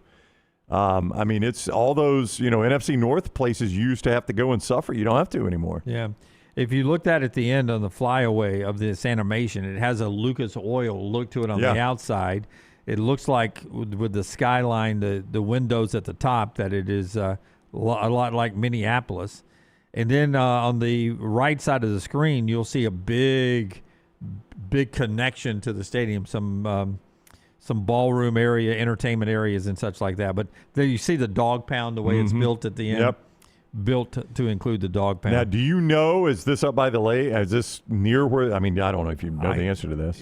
It's New Huntington Bank Field. I think I'm right about this. It's being built right next to the stadium, and right next to the Rock and Roll Hall of Fame. Is that right? Build it in the parking lot, and then, parking sucks for 2 years, but then you tear down the old one, and that's the new parking lot. Yeah, I may be wrong about that, but I thought I saw them breaking ground for it when I was up there covering Alabama. Well, the mistake by the lake was the old one they played in, right? Yeah. And, it was a baseball stadium. They shared with the Indians, and terrible football stadium. But that's actually back when they were good. That's their best moments are in the old baseball stadium. I may be wrong about that, though. That flyaway made it look like it was not in that area that I Ubered down to. But maybe it is. Well, I mean, it kind of takes away, like, being by the lake. The wind used to be an issue. The lake effect snow used to be an issue. If you can play indoors, none of that matters anymore. So, I mean, that used to be kind of one of the things about going and playing at Cleveland is it could be 30-mile-an-hour winds coming off the Great Lakes there, and you got the lake effect snow sometimes. Now, if you're going to have a dome, none of that really matters. Yeah. Let me see. Distance from the Rock and Roll Hall of Fame to the new Browns Stadium is going to be 0.2 miles. Okay. Yeah, so it's right there. It's right there in the same area. Yeah. Situated downtown Cleveland's lakefront. Just much more comfortable now because you don't have to sit out in the elements. Directly adjacent to the Rock and Roll Hall of Fame. Oh, so that may be the Rock and Roll Hall of Fame, that building that I saw on the side of it there. That's when I saw it because the Rock and Roll Hall of Fame is down where the current stadium is. Right. And I went down and loved your visit to the Rock and Roll Hall of Fame. Did not. Yeah. Did not. Hey, there's another guitar. Yeah. Who played that one? Jimi Hendrix? Why are there so many guitars here? I know. Yeah. Look. There's a drum set that somebody banged the drums Was on. that John Bonham, you think? Maybe, perhaps? Yeah. Oh, look. There's a drumstick that somebody held. Guitar picks. Still blows my mind. What did you think was going to be in there? He thought it was going to be a stuffed Elvis. Inverness, that's what they did with his body. Inverness Country Club. We'll do 4 downs coming up in our next segment, and a lot more college football, including Lane Kiffin. They're still wrapping up spring down at LSU. We'll get to some Lane Kiffin in our next segment. The show brought to you, though, by our friends at Inverness Country Club. ICCalabama.com is the website to go to for Inverness Country Club. Call our friend Aaron. I was talking to somebody yesterday that was like, I called Aaron, sweet lady. I said, I told you she would be. And they are going on a tour soon to join Inverness Country Club. You take that tour with Aaron, you're going to see a fun course to play. I was out there playing yesterday, and a couple passed me on a tour, and they were looking at the course, and they are considering membership. It's a growing club, man, and the best part of it is the people. The clubhouse, fantastic. Food, great. Tennis facility, will be newly renovated. It's underway right now, the renovation is. Resort-style pool, great golf course, but the people are the best, man. It is such a fun atmosphere at Inverness Country Club. Call Aaron and say, Brownie said to call you because I want to be one of those people he's always talking about that are part of the fun membership at Inverness Country Club. 205-991-8608, 205-991-8608, or ICCalabama.com. The best days happen at Inverness Country Club. Take the next round anywhere you go with official Next Round gear. Buy yours today at nextround.store. From driveways to interstates, accidents happen fast. The insurance company's response? Here's our offer. Take it or leave it. Leave it. Call Alexander Shunnarah Trial Attorneys. Over 250,000 clients. And no, they don't accept lowball offers. They fight, they win. Over $2 billion recovered. Call now for a free consultation. 659-777-7777 or alexwins.law. Physical office location, Birmingham.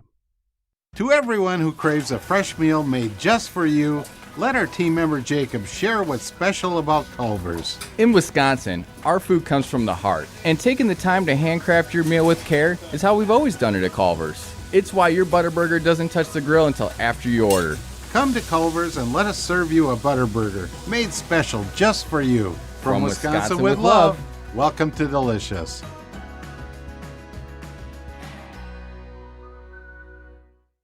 At Central State Bank, we are large enough to serve you and small enough to know you.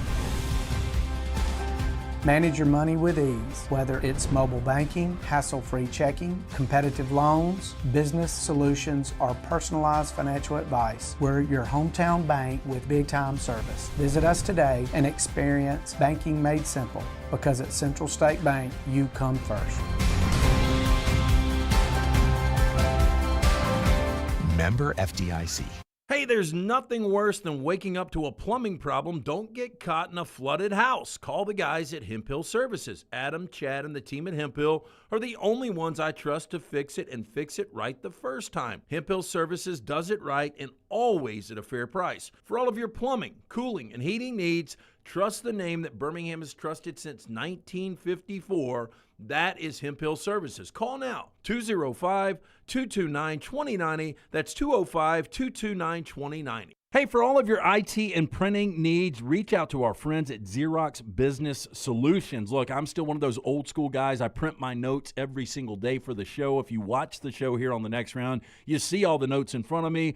From day one, Xerox Business Solutions, they've been with us here at the Next Round. Local for over 45 years. For all of your IT and printing needs, visit XeroxBusinessSolutions.com or call 205-969-3000. That's 205-969-3000. Hey, there's nothing worse than waking up to a plumbing problem. Don't get caught in a flooded house. Call the guys at Hemphill Services. Adam, Chad, and the team at Hemphill are the only ones I trust to fix it and fix it right the first time. Hemphill Services does it right and always at a fair price. For all of your plumbing, cooling, and heating needs, trust the name that Birmingham has trusted since 1954. That is Hemphill Services. Call now, 205-229-2090. That's 205-229-2090.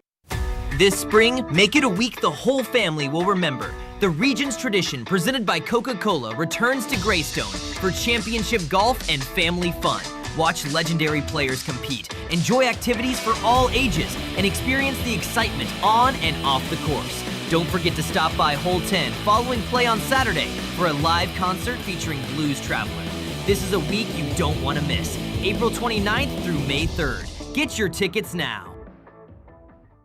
Birmingham, get ready to pregame with the Birmingham Legion FC at the Coca-Cola Soccer Block Party May 7th from 2 to 6 at Protective Stadium. Bring the whole family for music, giveaways, and tons of family football fun for free from 2 to 6 May 7th at Protective Stadium. After the party, the Birmingham Legion FC takes on Miami FC with kickoff at 7 o'clock. Tickets for the match are available at bhmlegion.com. Come kick it at Protective May 7th with the Birmingham Legion FC and enjoy ice-cold Coca-Cola because fan work is thirsty work.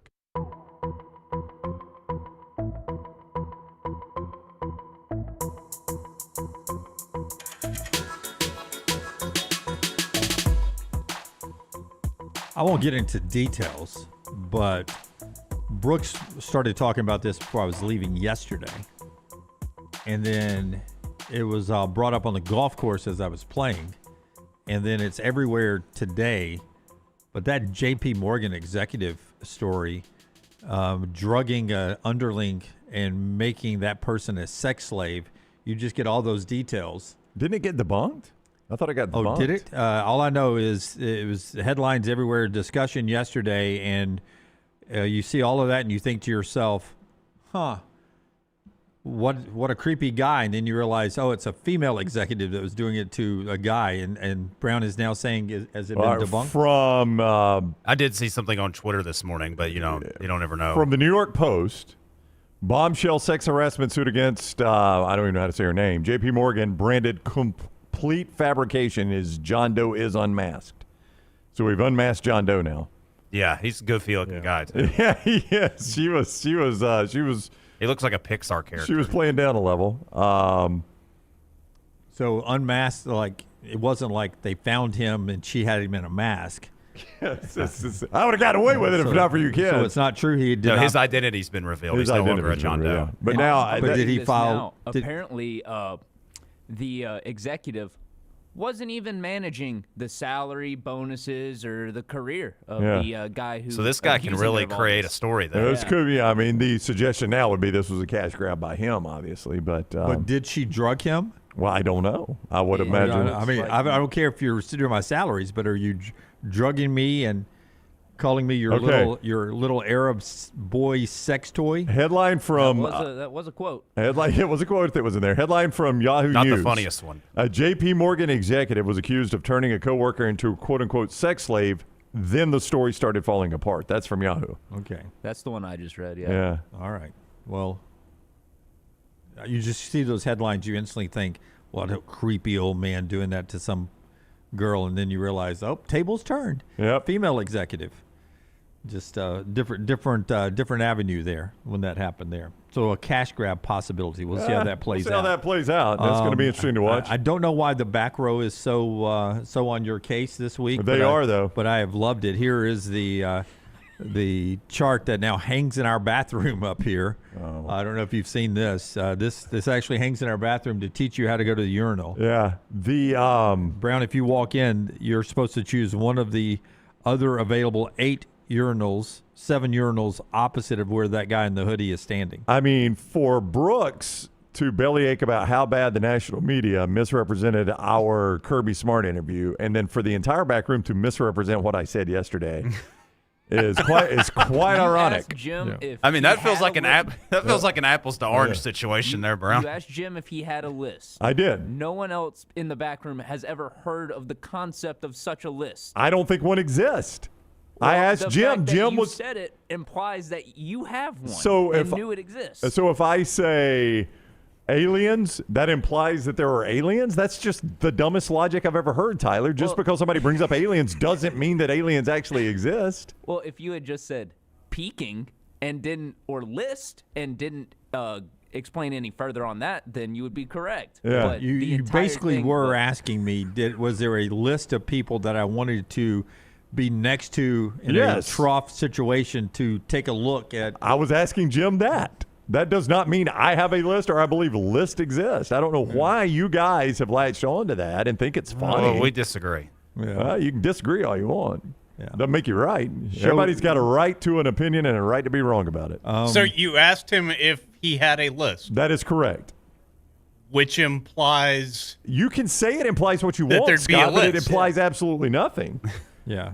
Like if I said, Jim, do you have a hall pass situation? That doesn't. I don't assume that you have a hall pass then at that but point. that implies that is a concept people are familiar with. I've never in my life heard of a peeking at the urinal list. Nor have I, Tyler, which is why I was asking Jim if one existed. If you'd like Thank you, Keith, in the chat. He's backing me up. Nah, I don't care what Keith says. Who cares? This is a democracy. Oh, yeah. You're going to go to the People chat? Yes. They like to jump on everybody in the chat. Brown also likes to take a peek at construction yards to see who has the biggest crane. You can get your crane work done at Crane U. Yes, you can, Jim. Continuing education or simply just learning how cranes operate if you want to change Massive, careers. Brown. Look at that one on the left. It's a large crane. Got a little bend in it. Crane U, a third-party training provider, and they're your all-in-one destination for crane certification success. They guide you through every step of the process, from comprehensive preparation, both in and out of the classroom, to ensure you are fully equipped for even the toughest exams. So if it's a career change for you, well, the first big step, getting certified and becoming fully compliant. Or if you're a longtime operator and you just need to stay compliant, they got both for you at Crane U, and they can even come to you for that compliance training. You just want to see more? Go to craneuonline.com, craneuonline.com. Last night, I don't know if you like him or not, but Kyle Schwarber I have no strong feelings. Hit his 350th career home run, becoming the 9th active player to have 350 or more home runs. Give me Forrester and Brooks' microphone. Brown's a passive baseball fan at best. Active players with more than 350 home runs. Somebody give me one first. There's 8 other guys. Schwarber's one of them now. Mike Trout. Mike Trout is one of them. Number 2 on the list. Forrester, you're up next. Aaron Judge. Aaron Judge with 380 is 3rd on the list. Brown, you want to jump in here? I was going to say Aaron Judge. Okay. Scott took it, so I'm going to pass. Somebody else next. I'm going to pass. Giancarlo Stanton. Number 1 on the list, Stanton, 456 for him. So we've got the top 3. Gets harder now. So you've got Stanton, Trout, and Judge. 5 more. Yeah, it does get hard after that. Yeah. It does. I'm out. I'll give him. Vlad Jr. is not up there, is he? He is not. In fact, we are barely over 350 for Freddie these other Freeman? guys. Is Freddie Freeman on there? Freddie Freeman is one at 370. Paul Goldschmidt, 373. Manny Machado, 373. Freddie Freeman, 370. Bryce Harper, 369. And Nolan Arenado is 358. Now Schwarber's 350. So all of that. Dale Murphy ended up where? He was 390 maybe. Was he that many? He was pretty high up there. Yeah. I want to say outside of Hank Aaron, Chipper Jones has probably got the most in Braves history. Yeah, I know he's under 400. Career home runs 398. Boy, he was so close to 400. 265 batting average. So other than Hank Aaron, you think in Chipper, then it's Dale Chipper's Murphy? got 400 and something. Yeah, most of those were in a Braves uniform. I mean, he played 3 seasons for Philadelphia and 1 for Colorado. But at Philly, he hit 7-9. He did not hit that many. We need in a Braves uniform because I can tell you don't that. know if Dusty Baker is higher. 468 for Chipper. Yeah, 371 as a Brave for Dale Murphy. 371 home runs, hit 27 in Philly, and did not hit 1 in Colorado. It was hard to play in Colorado and not hit a home run, but he did it. Yeah, just interesting there. That gets us to our 4 downs. Before Brownie tells us about Central Alabama Asphalt, I want to remind you that our friends at Hemp Hill Services can take care of all of your plumbing needs, but also heating and cooling. And it's always smart this time of year before June, July, and August gets here to get that cooling system checked. Just a little under the hood look from our friends at Hemp Hill. They can do that. They can correct any problems you have. And when things just shut down, they can quickly be out to service you. And not just your home, your business as well. They've been doing it since the 1950s. The name Birmingham's Trust for plumbing, heating, and cooling issues It's our friends at Hemphill, and 4 Downs brought to you by Central Alabama Asphalt and Construction. You're riding around the roads of Alabama and you see the road projects, whether it's the major state, federal government, and municipal roadway projects underway. Chances are it's Central Alabama Asphalt and Construction doing those. That might tell you that Central Alabama Asphalt and Construction only do those types of projects and they've got more work than can even handle. That is not true. They've got an entire division that does things like parking pads, private driveways, parking lot for a church or a community center or something like that. So if you want to estimate on one of those jobs or even a bigger job, 205-349-0910, 205-349-0910, CentralAlabamaAsphalt.com. First down. Kyle Schwarber, one-day Hall of Famer or not? Not. Not currently on the Hall of Fame track. Building a case as an elite power hitter, though. If he gets to 500 home runs, he's got a case there. Can he get to 500, though? No, he's got 150 away. Yeah. But going into the season, Kyle Schwarber has a real shot of hitting 500 career home runs. Was a story written in Philadelphia. If he gets to 500, he's in, but I would doubt that he gets to 500 home runs. He's got to average, if he plays 3 more seasons, he's got to average 46. Got to average 46 home runs 3 more years, and he would still be 25 short at the age of 35. So he'd have to piece a couple together there at the end to get to 500, and that's averaging 46. Yeah, for Schwarber. I too would go no. Currently, Dale Murphy, by the way, not 2-time National League MVP, not a Major League Baseball Hall of Famer. 265 batting average and didn't hit the 400, even though he's just too short. And he's been eligible for a long time. I'm afraid our friend Dale Murphy doesn't make it in. 2 different time batting title winner and 2-time MVP. Yeah, that 265 batting average, though, you admit's a little bit low, right? Different game back then, I know, but still 265 is not amazing. It doesn't bother me as much as it apparently bothers you. But I don't give a care one way or the other. I'm just saying the voters, it obviously bothers them. So you're okay with low batting averages? You have a list for that? It doesn't start. It doesn't always start for me on that. Yeah. Kentucky Derby is coming up. Let's do second down. Second down. Have you spent more time in your life watching the Kentucky Derby broadcast, waiting for the race to start? It only goes about 2 minutes, right? Yeah. Or this year, waiting to be seated at a restaurant? I'll rephrase the question. In your life, have you waited longer for the Kentucky Derby, watching the broadcast, for the race to actually go, or this year, calendar year, as we go May 1st today, waiting to be seated in a restaurant? It's probably Kentucky Derby because I generally don't wait to be seated at restaurants. I don't either anymore. I either go a place that takes reservations or go a place that has no wait. That is me too. Yeah. I mean, I will walk in and walk out of even a place you order at the counter. Yeah. Based on the people that are there.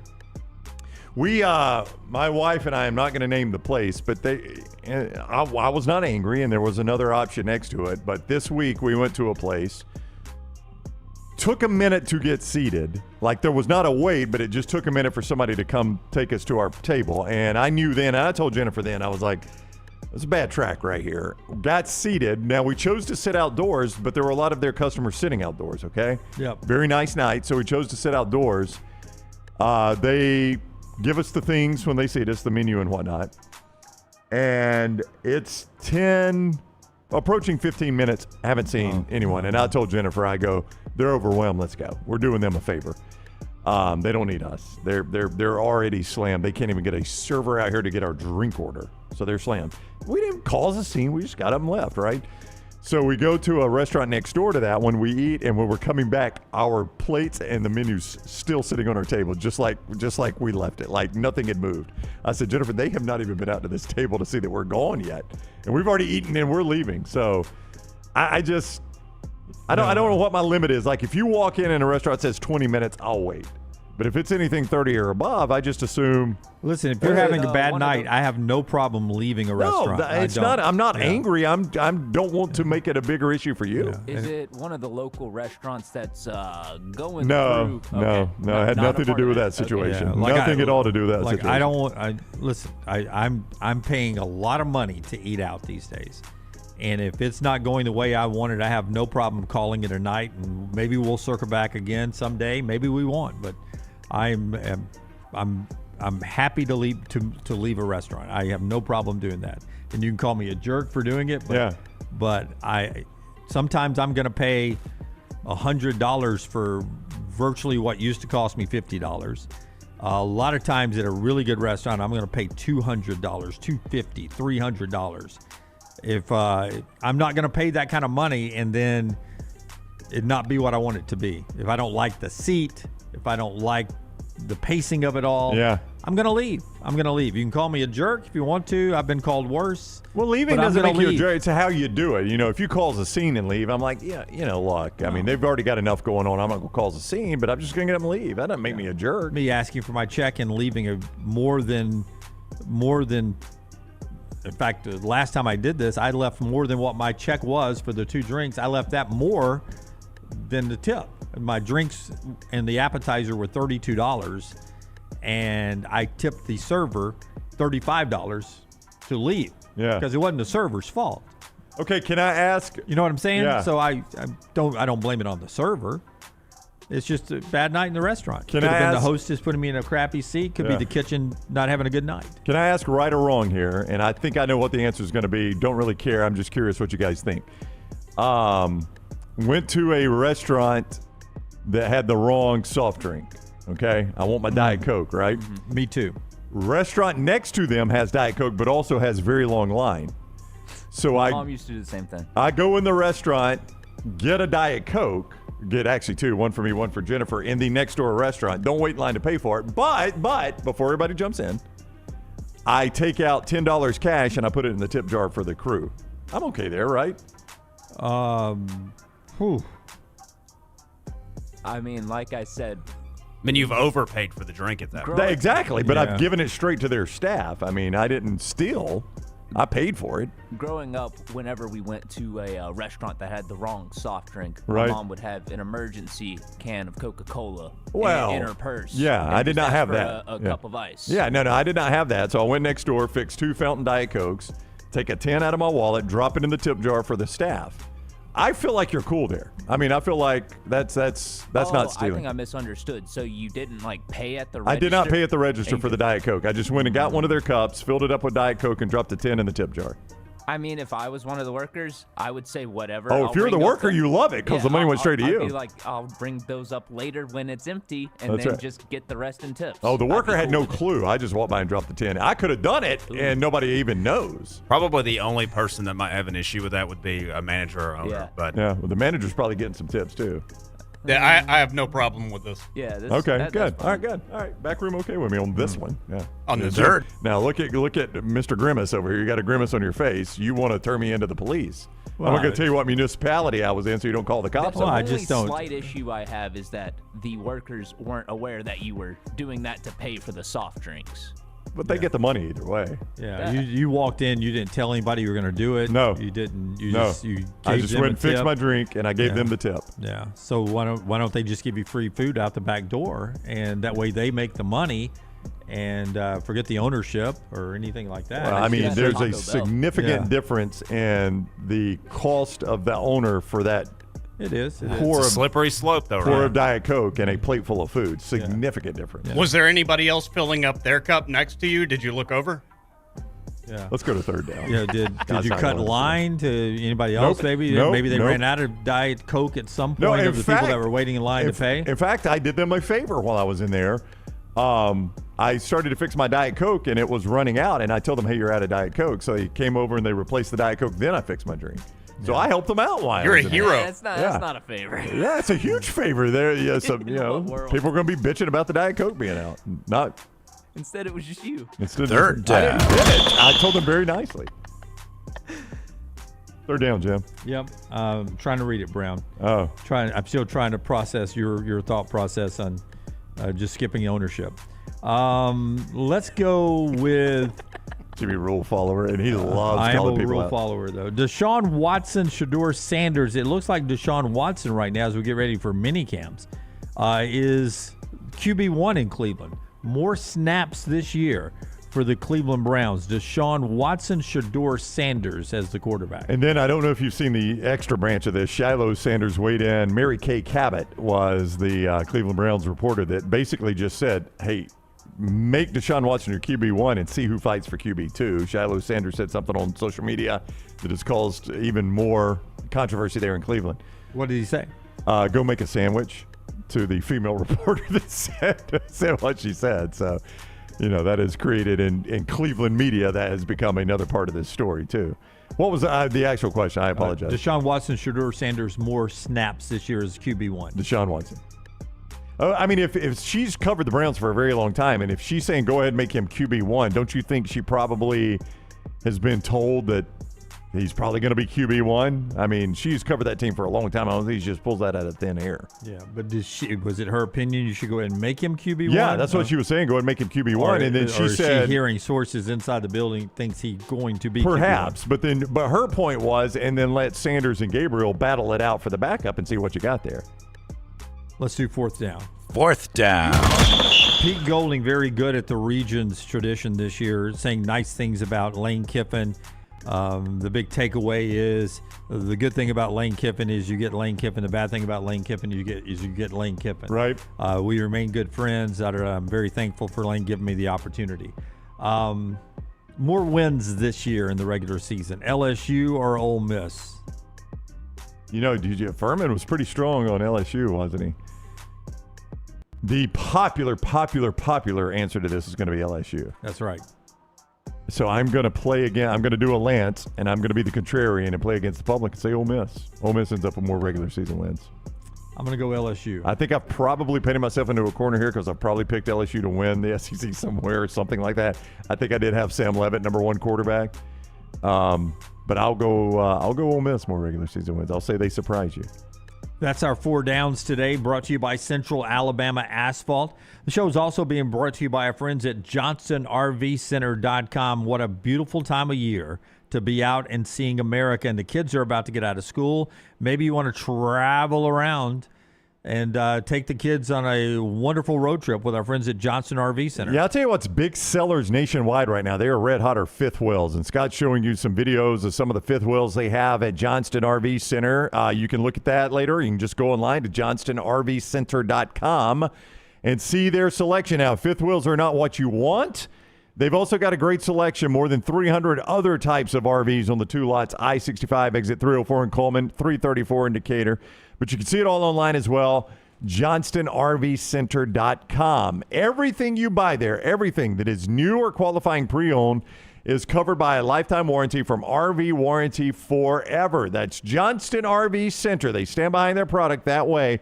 You can see more, I-65, exit 304 in Coleman, 334 in Decatur, or JohnstonRVCenter.com. Follow Brownie on Twitter and Instagram at Ryan Brown Live. Hop in. Injured in an Uber or Lyft? Here's the problem. Was it the driver's fault? The other car? The app company? Good luck figuring that out while you're trying to heal. Alexander Shunnarah Trial Attorneys, they've got a guy for rideshare accidents. And here's the best part. They don't get paid unless you do. You heal. They fight. One call, 659-777-7777, or visit alexwins.law. Alexander Shunnarah Trial Attorneys, because rideshare accidents need an experienced team. Physical office is Birmingham. Sterling and the fine folks at Champy's Chicken on Highway 119 in Alabaster want to welcome you in for a great lunch or dinner starting at 11 a.m. every day. Chicken that's brined overnight and cooked to order, and the taste of the Delta with those Delta recipe tamales. Champy's is perfect for all your tailgating needs this football season. You can also choose Champy's for your next party, wedding, or birthday. Great food, great people. Champy's Chicken on Highway 119 in Alabaster, and everything online at champyschicken.com. At Central State Bank, we are large enough to serve you and small enough to know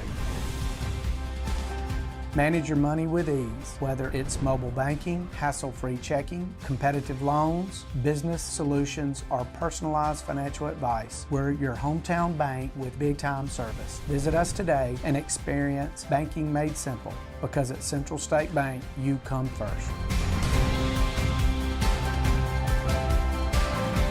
Member FDIC. Stop by the New York Butcher Shop and pick up the finest in certified Angus prime beef steaks and burgers, premium pork chops, ribs, and all-natural chicken cut to order just for you. Their chef-prepared entrees and side dishes are the perfect dinner-to-go choice for your family and are ready to heat at home. With a great selection of fine wines and desserts, the New York Butcher Shop is your one-stop dinner shop. 2 locations to serve you, Cahaba Heights and on Highway 119 in Greystone. The New York Butcher Shop, rare quality, well-done service. Hey, for all of your IT and printing needs, reach out to our friends at Xerox Business Solutions. Look, I'm still one of those old school guys. I print my notes every single day for the show. If you watch the show here on the Next Round, you see all the notes in front of me.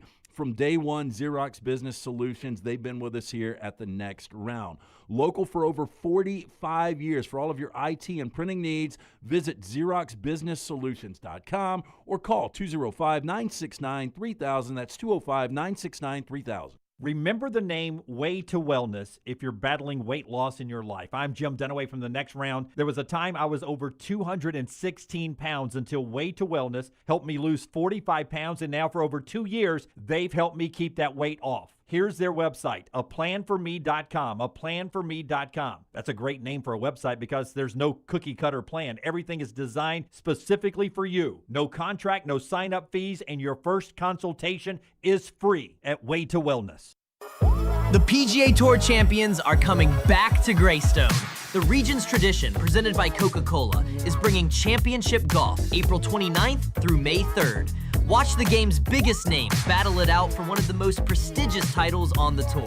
Experience the atmosphere, the excitement, and a full week of entertainment. This is the week golf fans love. The region's tradition, presented by Coca-Cola, April 29th through May 3rd. Get your tickets now. Birmingham, get ready to pregame with the Birmingham Legion FC at the Coca-Cola Soccer Block Party May 7th from 2 to 6 at Protective Stadium. Bring the whole family for music, giveaways, and tons of family football fun for free from 2 to 6 May 7th at Protective Stadium. After the party, the Birmingham Legion FC takes on Miami FC with kickoff at 7 o'clock. Tickets for the match are available at bhmlegion.com. Come kick it at Protective May 7th with the Birmingham Legion FC and enjoy ice-cold Coca-Cola because fan work is thirsty work. Jim Dunaway, Lance Taylor, Ryan Brown. The Next Round, presented by Bud Light, is on now. All right, final hour of the show brought to you by Champy's World Famous Fried Chicken, champyschicken.com, Highway 119 in Alabaster. Get by and see Sterling and the crew today or at some point this weekend and enjoy the great taste of Southern fried chicken. Brined overnight, cooked to order, juicy down to the bone, because he doesn't cook it and have it sitting under a lamp drying out. He cooks it to order. That helps. Hand-cut chicken fingers that are just fantastic.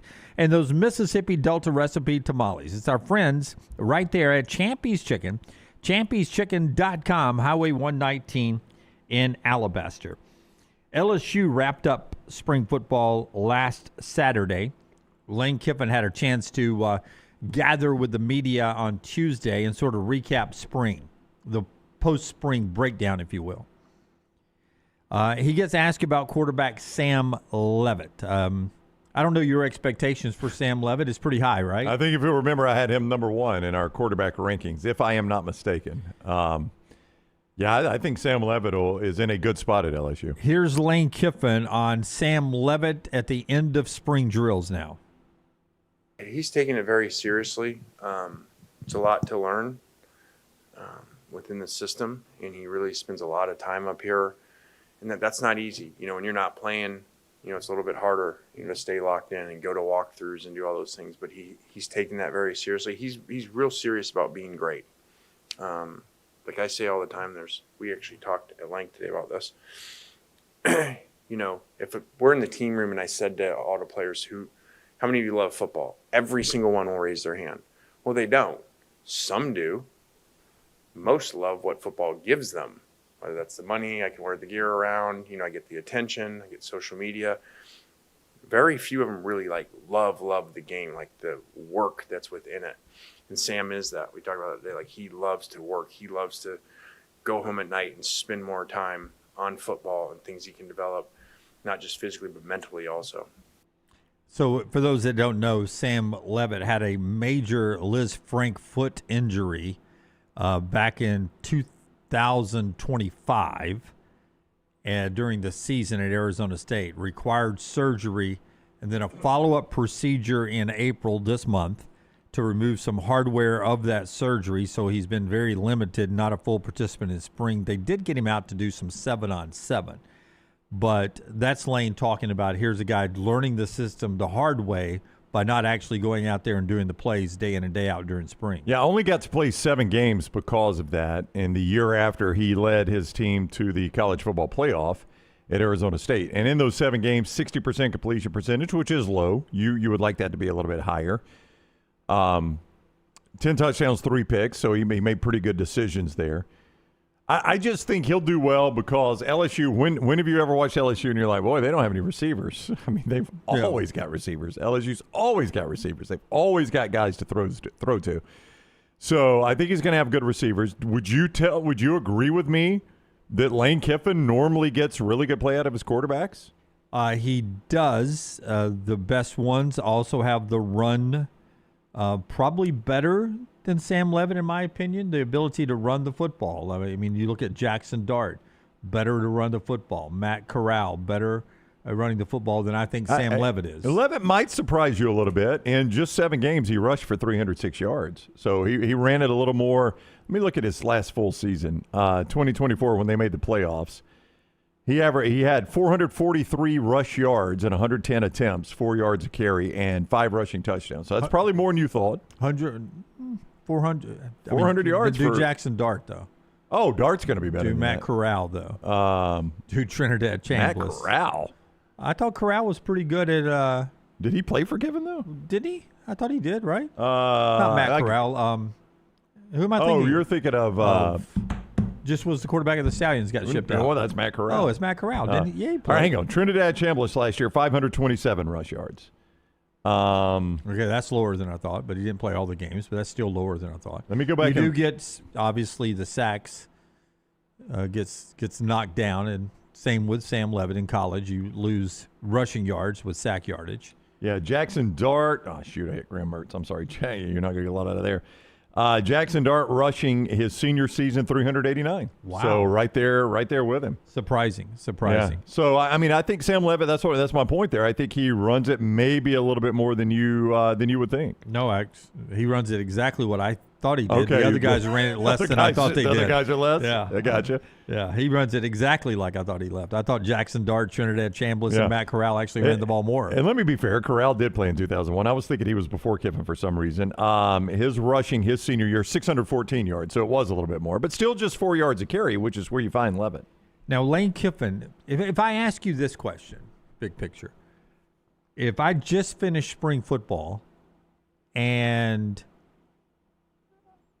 I loved my roster where I think it was 40-plus people that I've added in the portal, what's the one thing I wouldn't want to probably say in my post-spring news conference media gathering if I love my team, including 40 people I got out of the portal? You probably wouldn't want to say, man, I wish there was a spring portal, right? Because if you say in your post-spring news conference, I sort of wish there was a spring portal. Just me, I'd be like, oh, maybe there's a position or two Lane Kiffin. Yeah. Am I the one he wants to replace in the spring portal? Is not really happy with maybe all of his position groups. It could now be just what Kirby was saying, that Lane Kiffin has seen real depth on teams before, and that maybe he feels like a spring portal, I could get a couple of more players for some depth or something. But here's Lane explaining how he sort of wishes that the spring portal was still a thing, because I think they would like to get another part or two down at LSU. You had said at the start of spring that talking about no portal window after spring ball and this is it type thing. What's your evaluation now that you've had 15 practices, some injuries, all that, where you're at depth-wise and kind of getting ready for the off-season. Yeah, I've been very open about that. I wish that there was another one. I've talked to coaches about that, and coaches that have been somewhere 2-3 years feel differently because they like that they have their whole roster and that they've evaluated for a time. So they knew what was coming back before. They knew how it fit, how the players knew you. But in your first year, yeah, I don't think many coaches would say that, but if they were honest, they'd probably say that they wish there was one. But there isn't, and so, you got to look at it more like old college football, not the NFL, which otherwise it's become like the NFL, meaning you're moving through free agency, trying to improve your roster, where the old college way was this is what you had, period. There was no portal, and you got to develop those guys. So that's our challenge to our assistant coaches is, hey, there's nowhere to go, so let's make sure we're developing our guys the best we can, and looking at what they can do, not what they can't do. I mean, I guess if I listen to that and as a player, I'm like, well, he's focused more on development than just punting a guy and going and finding an already developed guy. That's the way I would play in my head based on what he said right there at the end. So maybe it's not as overall insulting as it might have initially. I initially thought I didn't it was mean it going for to be insulting, but does it sound like a coach that would love to add some more stuff in the room to make the team better? I think Lane always wants the shiny objects, doesn't he? I think that's kind of the way he's lived, is like he would love probably 3 or 4 transfer portal windows so he could always go raid the portal. I think any new coach would want that, though, in a program. I only bring it up because, again, I don't want to overplay the Kirby Smart comments to us, but it was eye-opening to me, not only to watch his discussion about the Big Ten, but when I asked him about the depth, to see the look in his eye of what the depth used to look like in his career, specifically when he was in Tuscaloosa. And Lane Kiffin to say facts. He retweets our soundbite saying facts on Kirby, because he was also in Tuscaloosa at that time when he looked at the depth on that team. And I find it really interesting that men that are this good at their job, this smart, still are trying to wrap their head around of what they're looking at on their roster, on their team, and say, man, I know what the best has looked like in my career, and we're not that. And Kirby admitted, like, I've worried for the a couple of years that, man, we don't have the depth. We don't have the depth. And then we look up, we're SEC champions. So you saw the light go on. He's like, it's just the way it is in college football now. Nobody's got the depth. And I've got to wrap my head around it. I think Lane is still getting to that point is, I know what a deep, talented football team looks like, and we're not that exact same model here. He would love to have more depth. That's the way I took it, that he'd love to go get 1, 2, 3, 4, 5 more pieces. Who doesn't right now? Yeah, I mean, he is not alone in that. I would say every single coach from Curt Cignetti to, any new coaches, from Curt Cignetti to Will Stein, from a guy that just won a national championship to a guy that has yet to be a head coach in a single game, I think every last one of them would say we need more depth. And I just think it's a reality. So if it's a reality for everyone, do you really need more depth? What I'm saying? And that's what happened to Kirby. Kirby is like, I've just realized that I've got to get comfortable with this depth because this is the new reality. Well, yeah, because as Kirby said, like, I go into this thinking I don't have the roster I need, and then we go win the SEC championship. So it's all relative.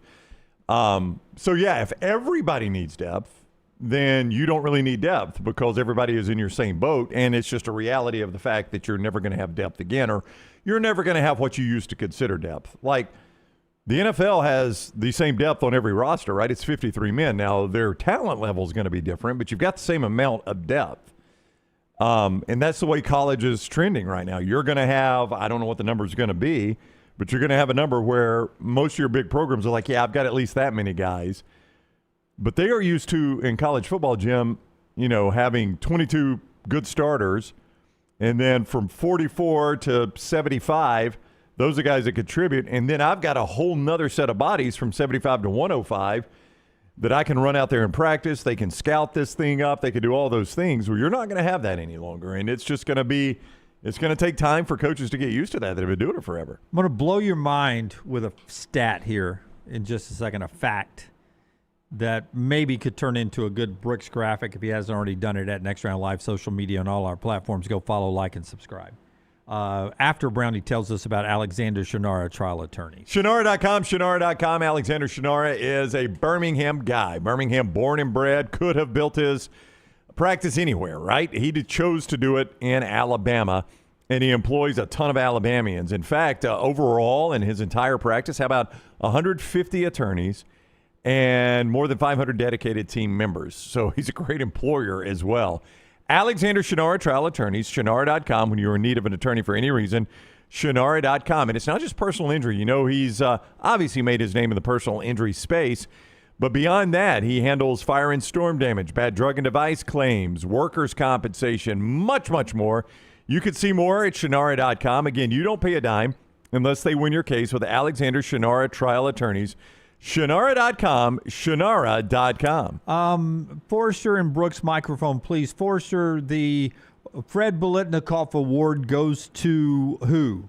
The best wide receiver in college football. Very good. Brooks, in the last 20 years of college football, more Biletnikoff winners from Ohio State or Oregon State? Ooh, last 20 years? Yeah. I mean, don't overthink this. You would just say Ohio State. Yeah, everybody would say Ohio State. Wide receiver U, It's right? Wide receiver U. But if not Ohio State, you would say LSU, right? Sure. Actually, I'd probably say Alabama. Yeah, I mean, is Oregon State still my comparison? I'm going to go a lot of teams before I go Oregon State. Okay. Yeah. In the last 20 years of college football, 2005 to 2025, Oregon State, Mike Haas in 2005, Brandon Cooks in 2013. Getting to a bigger point here. Okay. Oklahoma State, back-to-back years for Justin Blackmon in 10 and 11. Do you remember how good he was, though? And then James Washington won it in 17, so they've got 3. Georgia Tech's got 1 in Calvin Johnson. Texas Tech's got 1 in Michael Crabtree. Ohio State, start naming them, man, that have just rolled out of there to the NFL. I mean, we don't. Maybe the best receiver in the NFL right now is Jackson Smith and Jigba. Yep. Played there. Carnell Tate just drafted. Marvin Harrison. Garrett Wilson. Garrett Wilson for the Jets. You know, Marvin Harrison played at Syracuse, didn't he? You know where Jackson Smith and Jigba's Biletnikoff trophy, where he keeps it? And somebody else's trophy case? In his mind. He didn't win one. He didn't win one. The only Ohio State wide receiver. And there is discussion on whether or not who votes for the Biletnikoff Award if there's a bias against Ohio State. Of course. They've only got one Biletnikoff Award winner in the last 20 years. David Boston? And that is Marvin Harrison Jr. Oh, Marvin Harrison Jr. In 2023. Right. Yeah. Those other guys didn't win it. To Brooks's point, Alabama's got 3. I don't know if we vote for it in Birmingham, but they've got 3. Amari Cooper in 14, Judy in 18, Devontae Smith in 2020, who also won the Heisman. I think it just depends on the year, though. I mean, like, it's kind of like the same idea with when you run a 2 or 3 back system. Like, I bet if you go back and look at Auburn and Georgia, who have had, I mean, so many 1,000-yard rushers since 2000. How many Doak Walker Award winners do they have? That's a good point. It's been kind of running back by committee. Yeah. Ohio State's so deep. I mean, Jeremiah Smith considered to be the best receiver in football last year. Yeah. Biletnikoff Award winner, Mekhi Lemon.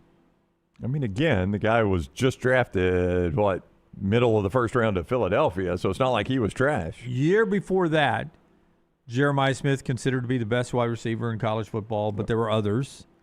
The Biletnikoff Award winner, Travis Hunter, Colorado. I mean, isn't a lot of that like just volume, the number of catches that like is.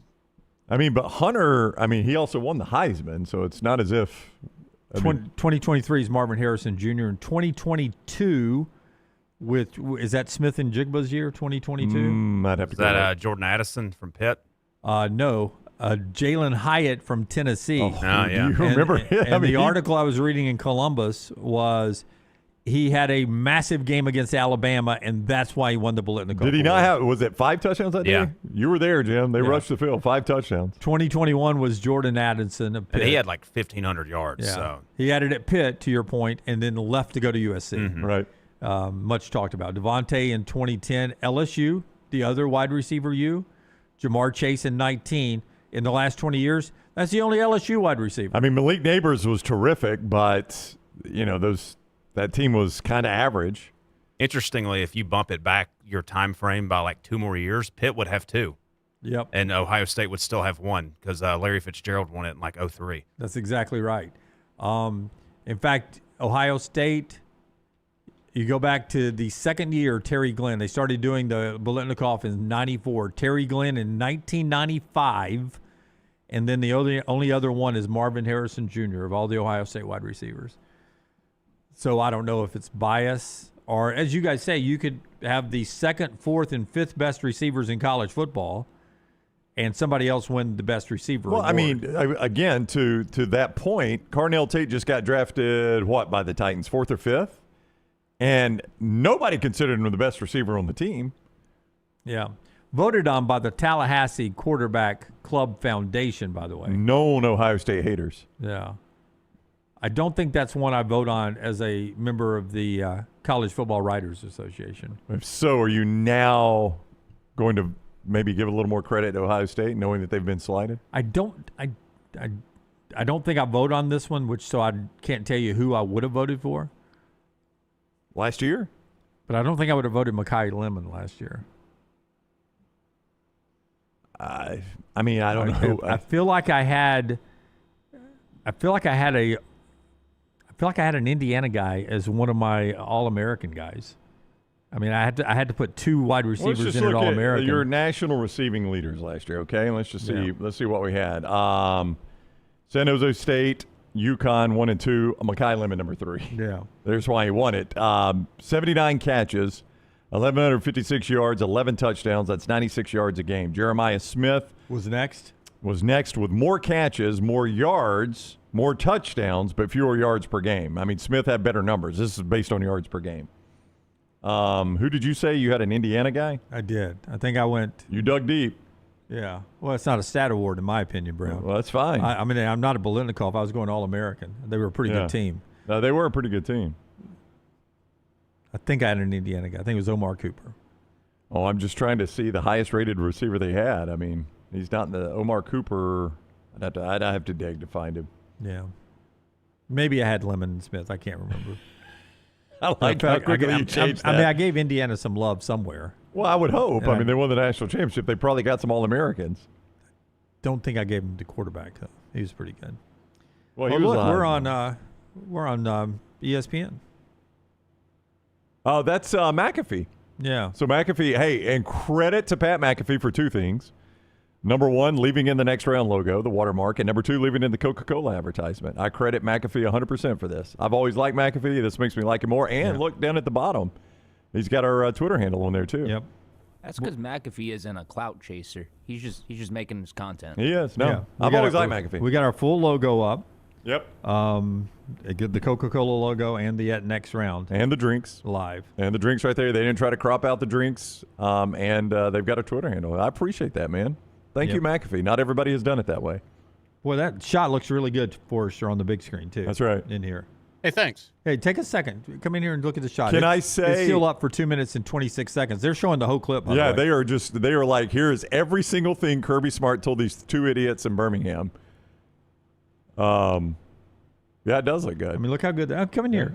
Let people see you take a look. I mean, Scott did edit it, so he has. I mean, look at that. Look how good that looks on the big screen. That's right.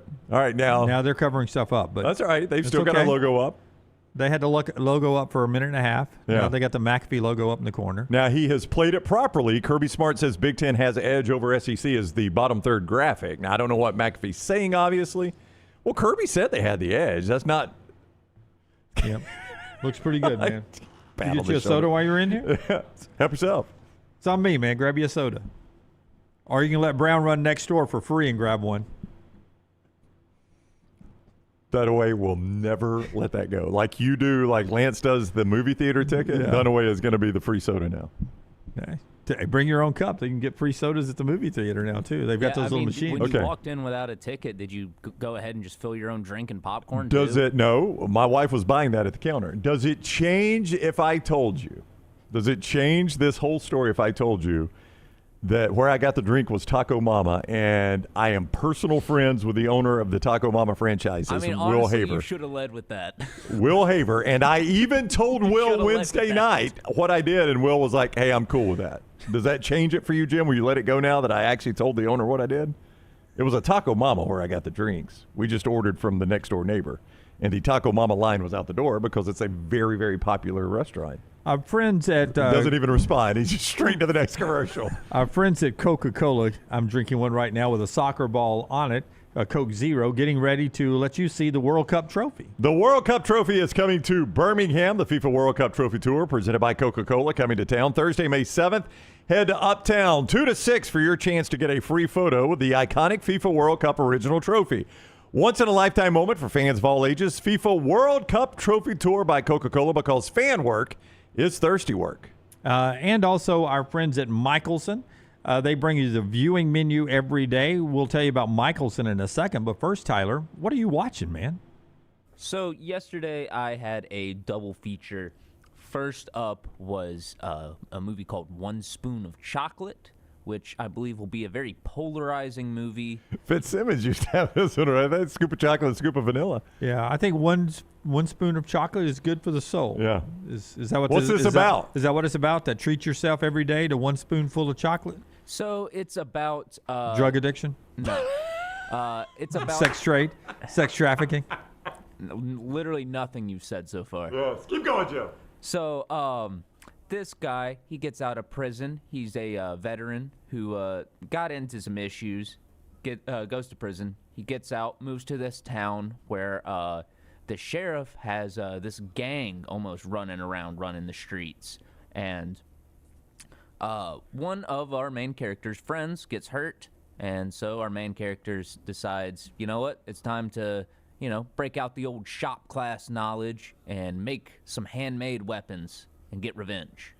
So I think it was very well done if you can pick out the references to the films that influenced this film. Give me some handmade weapons. What are some of the creative ways they created weapons? He made his own armor, so that way baseball bats and metal pipes wouldn't hurt him as bad. Yeah. He wrapped barbed wire around a sort of gauntlet-looking thing. So that he can rake people with it? Yeah, he can block a punch, and that way you're punching just straight up barbed wire. And just little stuff like that you could make in your garage. Anybody have a baseball bat with nails in it? There was one of those, yes. Yeah, always. That's my go-to. That's your go-to homemade weapon? If I got to go homemade weapon, it's a baseball bat with spikes Maggie, in where it. are the nails? Yeah. But do you think about that? How are you going to get the nails pointing out? You chip off, you knock off the flat end of it, and you drop them in like spikes at that point. So it kind of dulls the end, but it still makes a dent. Oh, it doesn't. You're cutting that off. Wow, you're. Yeah, you cut off the you got a saw. Okay. Right? You got this thing in your garage. So they're not pointy, they're dull on the end, but they're still going to tear you up. You cut off the part what you hammer in a normal nail. Right. You cut that off and then you file down that part. So you got nailed in. Now you've cut off the other and you file down. Gotcha. Silly me. I was just going to think you just put a bunch of them in there. And That's that right. way you get your coverage. Yeah. That way you still got the back of the nail holding it in. Now the problem, I've always thought, when I've tested out my nailed bat theory on a watermelon, it's hard to pull that out. I cannot imagine that once you've penetrated the skull, getting that bat back out for a second swing is really hard. It probably is, but he's probably not coming at you at that point. Not as hard. Yeah, not as hard at least, anymore. yes. Yeah. I mean, I don't know if it's instant death, depending on what lobe I hit. But, right. But getting that back out and then trying to swing again or getting it back out to defend against somebody else, that's a tough go. Yeah, it's almost like you're fighting with a musket. That reload on the musket took a minute in the Revolutionary War. But I would think even a bayonet back in the days when it was trench warfare, if you jabbed a bayonet into somebody, I imagine you had to twist or lift up to create an exit part for it, too. I don't think it's a very sharp in and out. They did have to do that. But yeah, I thought it was a solid movie, tons of action, and the story will be polarizing because there's a bit of social commentary in there that some people just aren't going to like. Yeah, that's almost any movie. Yep. I also watched a new horror movie called Hokum, where Adam Scott is a... Hokum? Hokum. It's about Texas. Hokum. I was about to say. Adam Scott from Step Brothers and Severance. plays a novelist who's staying at a hotel in Ireland to finish his book and spread his parents' ashes. And things get a little haunted, a little creepy, and it was pretty scary. It's one of the better horror movies I've seen this year. I will probably rewatch it this weekend. But tonight, we've got 2 more movies coming out. The first one I'm probably going to skip out on because I haven't seen the first, but it's The Devil Wears Prada 2. Andy, played by Anne Hathaway, returns to Runway as Miranda Priestley, played by Meryl Streep, navigates a new media landscape and Runway's position within it. They reconnect with another former assistant, Emily, played by Emily Blunt, who is now the head of a luxury brand that possesses funding which could ensure Runway's survival. I haven't seen the first one, but I've heard good things. I've always heard good things too. I've seen the first one. It's okay. Never had an interest. Glenn Close. So you've seen Devil Wears Prada, and I've not seen Jurassic Park. Yes, Terminator 2, and a litany of other films. So Good Will Hunting. Killing me. You know how he's going to see Jurassic Park? Free. If you put a Diet Coke machine right in front of it. But that would help. And give him free access to it. I've always wanted that in my house. Yep.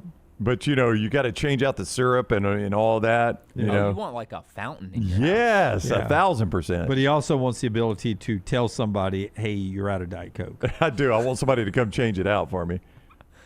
Oh, yeah, that's a pain, changing the hoses. Yeah. By the way, Alec, if you're watching, Brown wants you to know we're almost out of Diet Coke. We are. We're low on Diet Coke. So our friends at Coca-Cola. Which is why I go Coke Zero when I'm up here a lot, Thanks, too. Jim. I appreciate you being a martyr. Diet Coke is my number 1 choice, and Coke Zero is my number 2 choice. Right. But up here, I usually go Coke Zero just to allow you more access to Diet Coke. I appreciate you taking the bullet for me, Jim. I usually go Body Armor, and we're out. Yeah. Well, we'll get an order in to you Coke. drink too much of it. I drink at least 1 a day. Yeah. So, I love all the flavors. Okay, my apologies. I frequently confuse these two. It's Meryl Streep, not Glenn Close. Yeah, that's I in. said that. Oh, did you? I confuse those two frequently. I don't know why. Are they a lot alike, Meryl Streep and Glenn Close? They're in that they're both female. I mean, I guess. Yeah. Sure. Okay. And they're actresses. They got a lot in common. We've also got a new movie called Deep Water. I mentioned this last week, I believe. A group of international passengers are en route from Los Angeles to Shanghai and are forced to make an emergency landing in shark-infested waters. Now they must work together in hopes to overcome the frenzy of sharks drawn to the wreckage. Stars Aaron Eckhart and Ben Kingsley.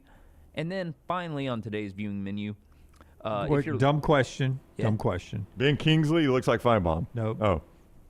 I saw a headline that said this was produced by Gene Simmons. Not the Gene Simmons I know, right? I want to rock and roll all night and party every day. And here are some sharks. I should double check on that, honestly. Let's see here. Beth, I hear you calling, but I can't come home right now. It is indeed that Gene Simmons. Are you Get kidding out me? of town. The fact that Gene Simmons produced this movie. The fact that Dunaway A knew that and B got the right Gene Simmons is pretty crazy. Well, I did not think it was the right Gene Simmons. The guy who held Kiss together all these years with the longest tongue ever recorded in U.S. history by a rock and roll band member is the producer of Deep Water. Well, horror movies make money, and Gene Simmons certainly loves now, money. being producer of it just means he backed it with his money, right? Exactly, The director's doing all the heavy lifting. He's just like, here's the money to cover the thing. Okay. Well, I always consider Forrester a producer on this show. So it's different. So for movies, the producer is the guy with the checkbook, basically. Yeah. And they're going to get points on the back end. So Brown, who contributes nothing on the content of the show, but he's the money person up here. Right. That's so exactly really right. He produces the show. I need to give him more credit. Which is exactly where I want to be, by the way. We've also got a Screen Unseen this weekend, and this one is rated PG if you're looking to take the family out to see something. And from my sources, I've heard that this one will be The Sheep Detectives.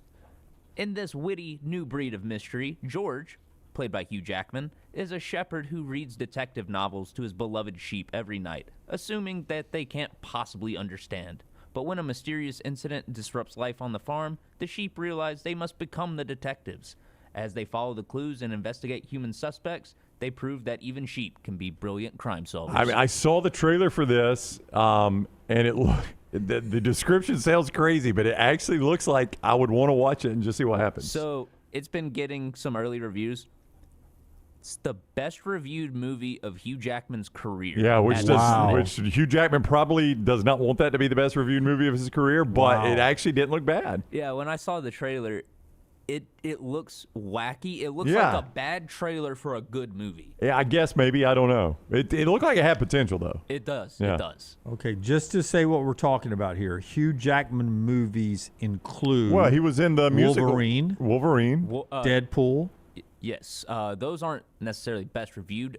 His Logan movie, which was the final Wolverine movie where he plays the older version of Logan. Yeah. That was a 93% on Rotten Tomatoes by the critics. Only a comic book movie to win a Best Adapted Screenplay award as well. All the X-Men musical. He did Les Miserables. Mm-hmm. And The Greatest Showman. Yep. That was the one I was going to bring up, is The Greatest Showman. I thought that rated pretty well. It did. Yeah. Drama thriller, The Prestige, Prisoners, Bad Education, and The Sun. He's done animation and voice work in a bunch of things. Romantic comedy, Kate and Leopold. I never saw that. Oh, really? No. I didn't have that one. Australia and Eddie the Eagle. Was Eddie the Eagle the That's about the jumper? the long distance ski. That's a romantic I've comedy? never seen that. I couldn't tell you. I've never seen it.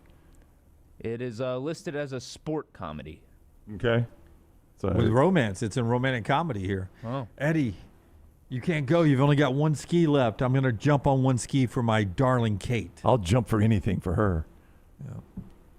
And that's all I got. All right. That's what Tyler is watching. We wrap up the show on the other side, being brought to you in part today by our friends at Gutter Cap. Brownie, tell us about Gutter Cap. That is our guy C. Stu at Gutter Cap.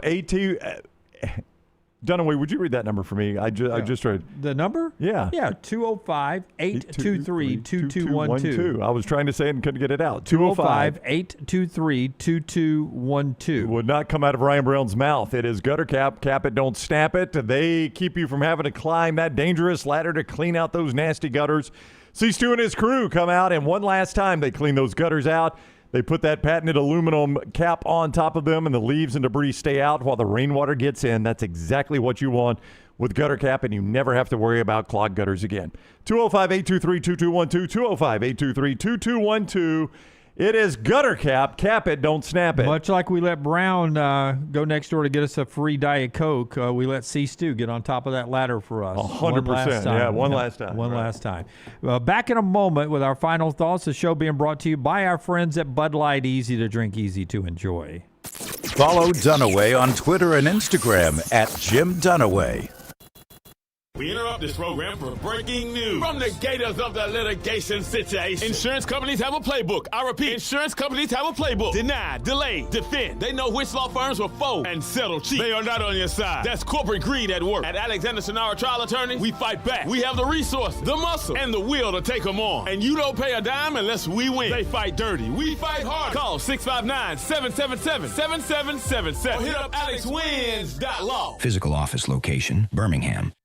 Sterling and the fine folks at Champy's Chicken on Highway 119 in Alabaster want to welcome you in for a great lunch or dinner starting at 11 a.m. every day. Chicken that's brined overnight and cooked to order, and the taste of the Delta with those Delta recipe tamales. Champy's is perfect for all your tailgating needs this football season. You can also choose Champy's for your next party, wedding, or birthday. Great food, great people. Champy's Chicken on Highway 119 in Alabaster, and everything online at champyschicken.com.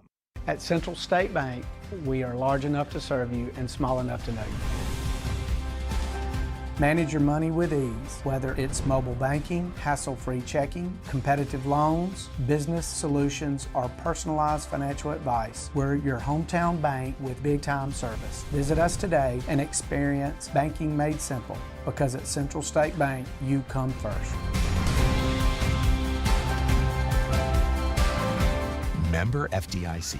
Hey, let me tell you about our friends at Urology Centers of Alabama. Compassionate and comprehensive urological care with 35 physicians, 17 locations across Alabama. Their patient-centered approach to all of your urological needs. Remember, they've got that new men's health center. It is beautiful, helping men with a wide range of sensitive male issues in a comfortable environment. You can always go online, visit Urology Centers, Alabama.com, schedule an appointment with one of their many urologists today.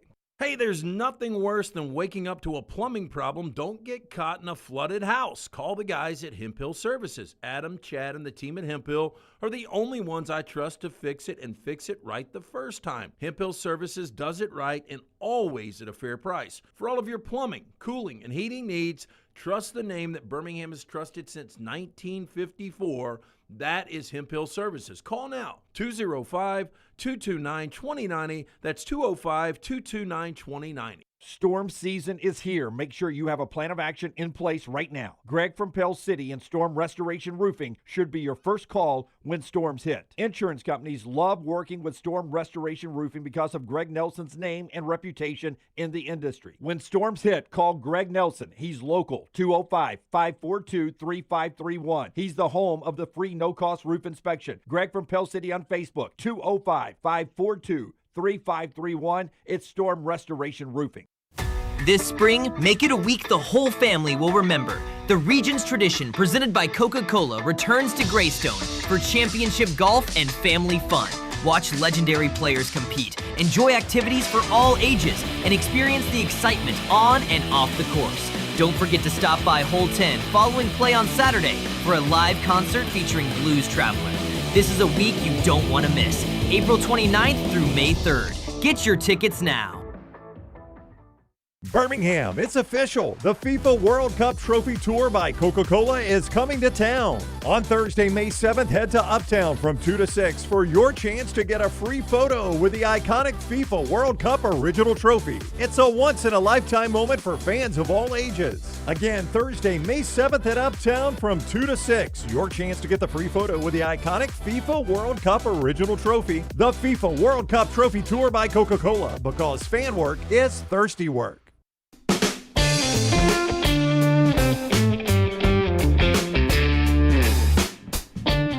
Final thoughts before we get out of here. And Alabama has gotten another football commitment. Another quarterback.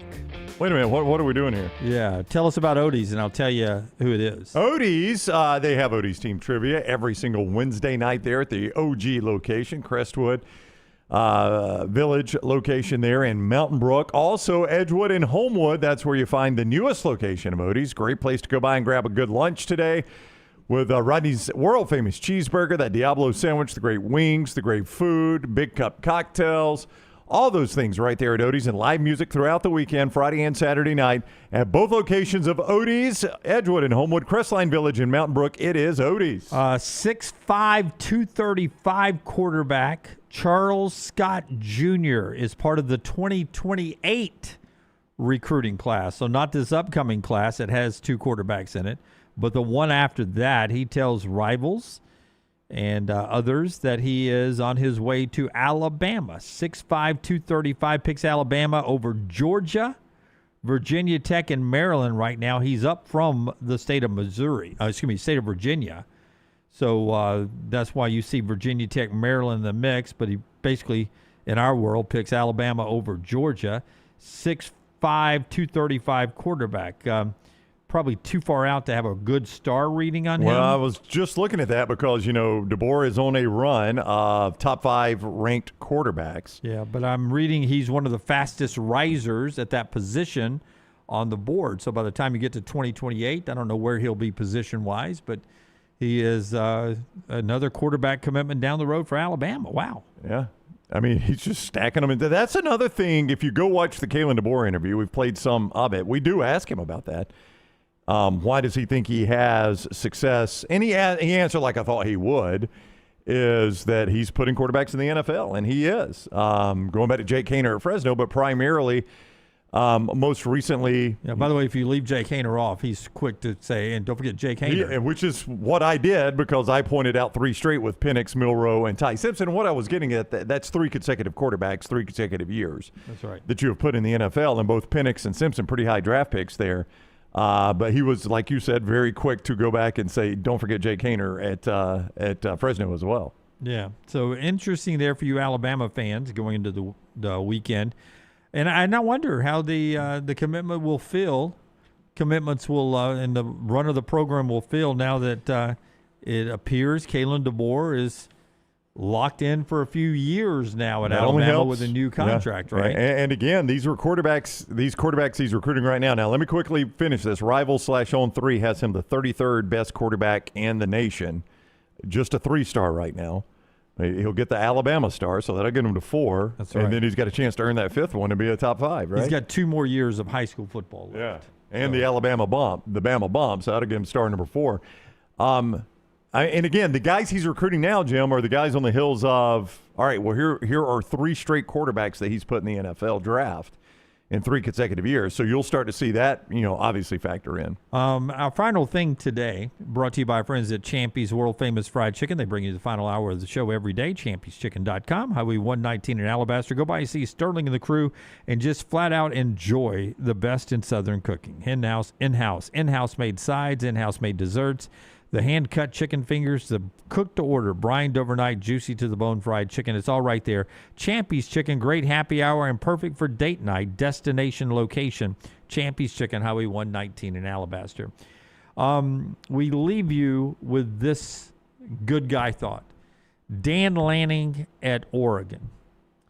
I did not know this about Dan Lanning, but his wife, Sophia, survived a bone marrow cancer diagnosis, and Dan Lanning said that's when he changed. As I was reading online today, he changed his way of coaching, where he put his family a little further up the pecking order than it was maybe before that happened. 3 kids, I believe, and they live out in, of course, Eugene now. And Dan Lanning, during this downtime, is jumping on Cameo, where you can reach out to Dan Lanning and get him to basically give you a specialized greeting or a message or anything you want. And he's donating 100% of his Cameo earnings to the Sam Day Foundation that benefits childhood cancer research. His goal is $50,000. I will be shocked if he doesn't triple that. Oh, yeah, because some corporation that's a big, not necessarily just Nike, but a big Oregon supporter will probably jump in and make a big donation in his name. Yeah. This is why you have to read deeper, and you can't just read the headlines like I occasionally do. The first tweet on this I saw simply said, Dan Lanning available on Cameo, and I was like, you got to be kidding me. First of all, what's he making at Oregon? And second of all, what coach has time to do Cameo? Then you read deeper and see why he's doing it, and you're like, oh, okay, this is actually a really cool story. So $175 per video. Yeah, is what he's charging. 100% of that going to the Sam Day Foundation. As he does really cool for charity. So I thought that was pretty cool. Dan Lanning, maybe a different side than you see. Yeah, and while you're on that, I think we should note our good buddy Charles Barkley, who we've always known as being very, very generous.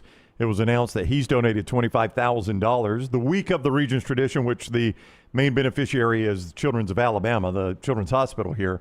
And Charles himself has donated $25,000 to that. So a lot gets talked about Charles. We try to tell you how generous he is because we have seen him do it both publicly and privately. We've seen him do amazingly generous things financially and with his time privately that we've never even brought up. But this one was public, but it still needs to be mentioned.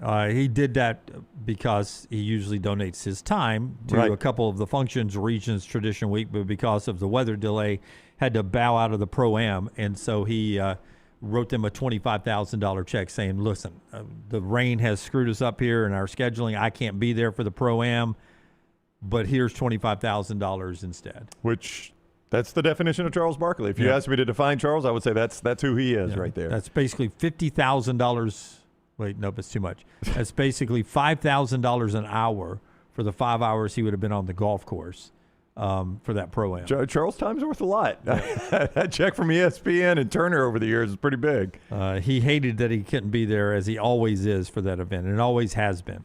And that's it. That's our show this week. Lance is back on Monday, and we hope you are too. 9 a.m. Central Time for the live show at your convenience on any of the video and audio platforms. Until next time, God bless you, and God bless America.